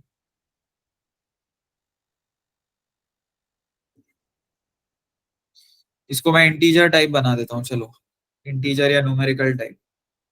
क्वेश्चन है velocity of the particle,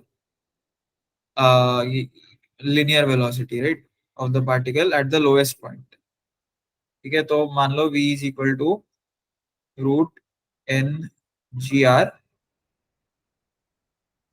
N is equal to 3। Wrong. 5 क्या? 5 5, हाँ 5 is correct. Okay, very good, आपको आया। और कोई?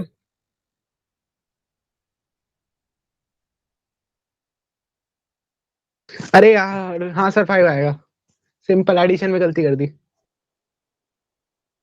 बस 3 नंबर चले गए।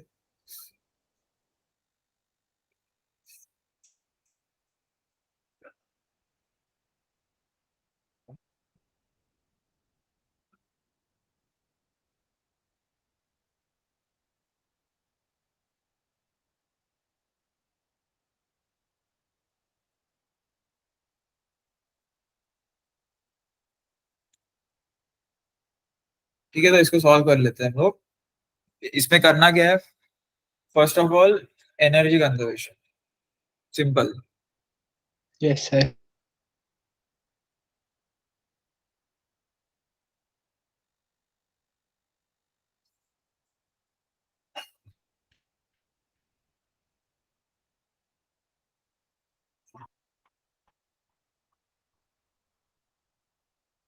के ई प्लस पी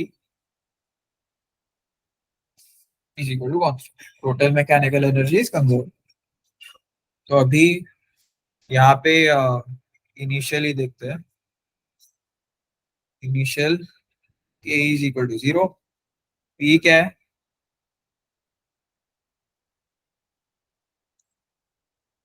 मान लो कि ये एक्सिस को मैंने ग्राउंड मान लिया, 0 पी वाला फ्रेम। mg इंटू 3r/4। Okay, 5 r three by r by four four आएगा। होगा क्या? 5 आर बाई 4 आएगा। r/4 sorry. करेक्ट। तो p is equal to m g into r by four plus m g into, क्या होगा?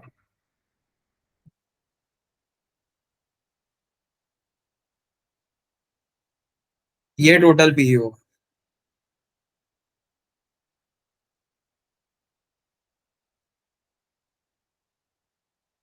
करेक्ट।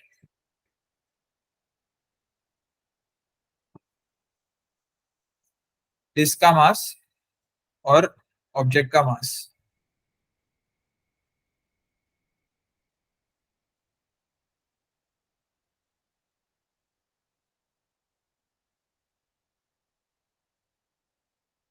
अभी अब क्या होगा जब पार्टिकल नीचे पहुंचेगा, तो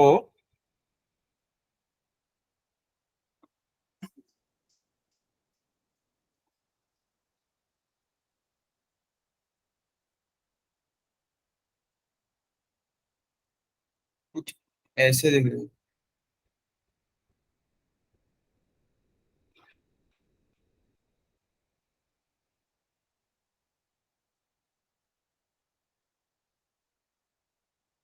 ठीक है। ये भी यहाँ पे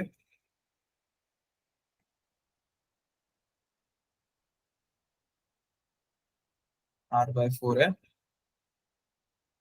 ये यहाँ पे नीचे है, ये जो यहाँ पे ऊपर था।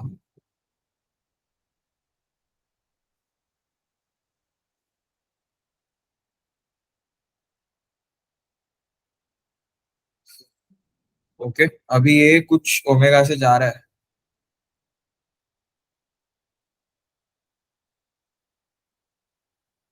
ओमेगा अबाउट दिस, और साथ ही में इसका कुछ पोटेंशियल एनर्जी चेंज हुआ है, काइनेटिक एनर्जी चेंज हुआ है। ठीक है, तो फाइनली पी कितना है अभी?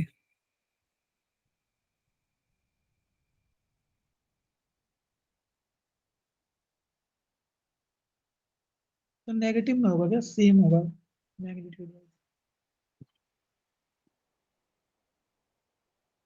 क्या? नेगेटिव में होगा क्या? हाँ, नेगेटिव में होगा, कितना होगा? वही मैग्नीट्यूड जो वाइज सेम पहले होगा।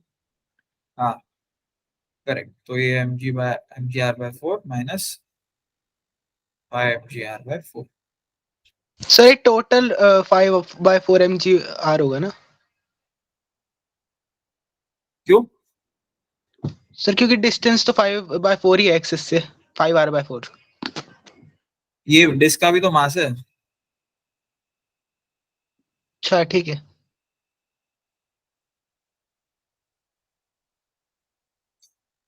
ओके, और काइनेटिक एनर्जी कितनी होगी?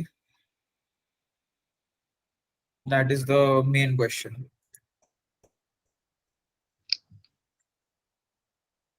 Rotational plus translational. इसमें ट्रांसलेशन हो रहा है क्या कोई? नहीं, रोटेशनल ही होगी। ओके, तो कितनी होगी वो? Half I omega square. Okay, और ओमेगा क्या होगा? सॉरी, आई क्या होगा?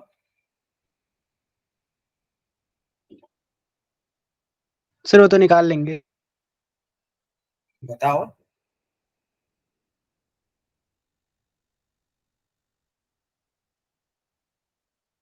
5/16 mr²। ठीक है, ऐसे ही कुछ लग रहा है मेरे को भी।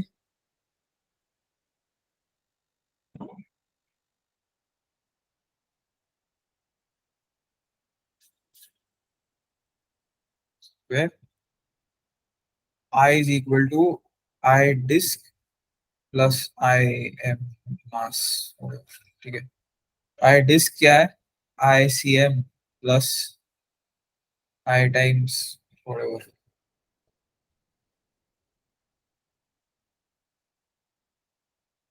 plus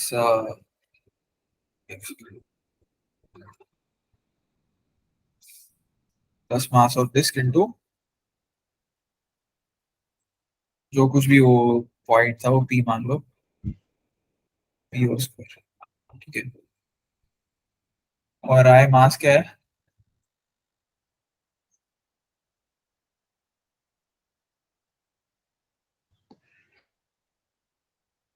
ये होगा, यस सर, ठीक।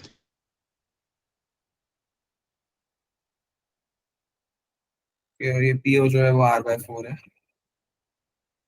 और ICM क्या होता है? डिस्क थ्रू द, मतलब in the plane of the disc, m r²/4 हमने डिराइव करा हुआ है। ओके, तो आपका भी सिंपल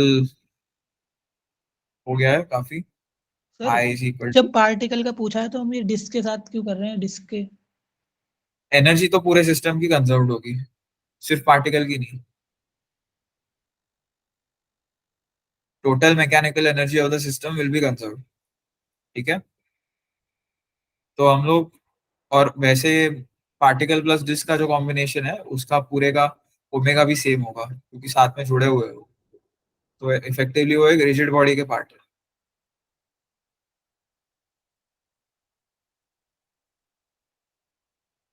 ठीक है, तो ये क्या कितना आएगा ये? mr square 1/4 plus 1/16 plus 25 25 by, which is how much? 4 plus 1 5 plus 30/16. 30/16 कितना होता है? 15/8। 8। ठीक है, 15 mr square by 8। तो अभी हम लोग इसको ऊपर सब्स्टिट्यूट करेंगे, तो टोटल इक्वेशन हमारी कैसी लिखेगी?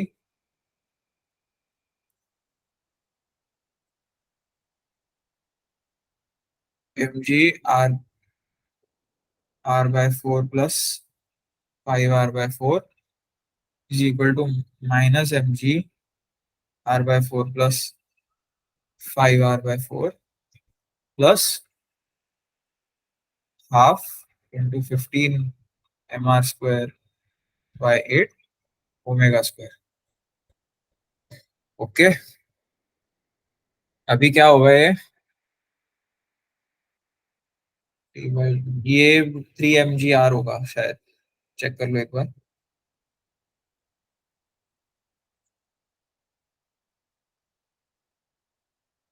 Yes sir.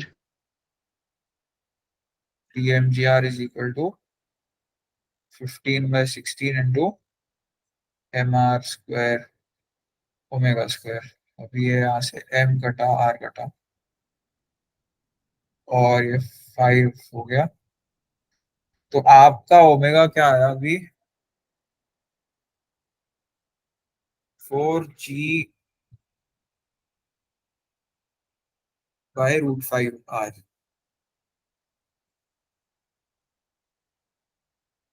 ठीक है, तो आपका v क्या है?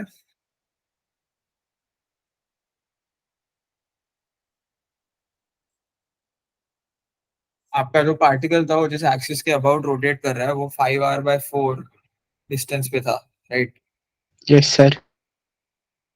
तो omega, so that is equal to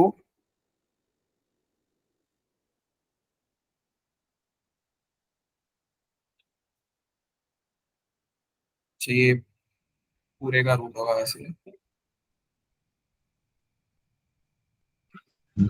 एक minute,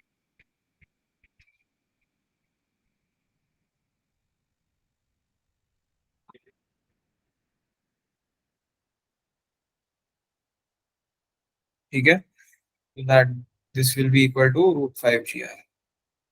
okay,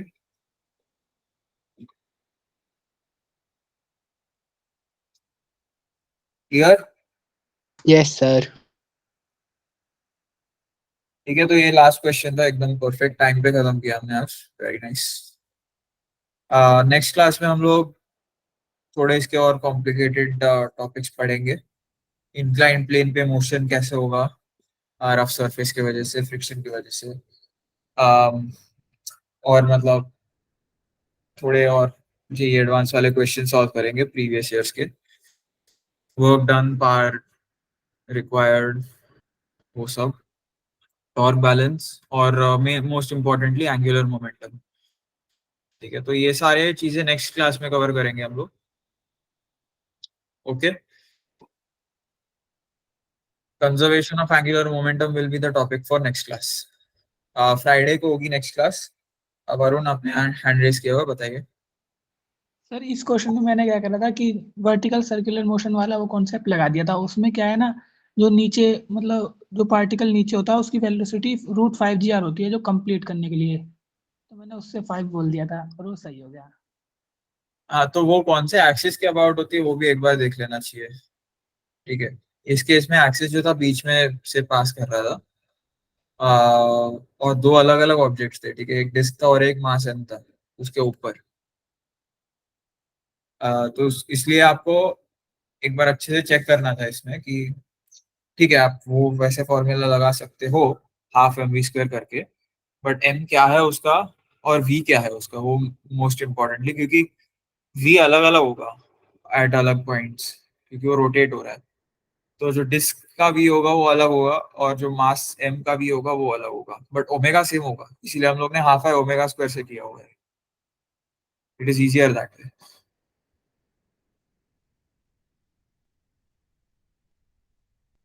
okay, thanks everyone. मैं ये नोट्स आपको भेजता हूँ और आपको आपके साथ में डॉक भी शेयर करता हूँ जिसमें से मैं ये पढ़ा रहा हूँ, तो आप सेल्फ स्टडी के लिए उसको रेफर कर सकते हो.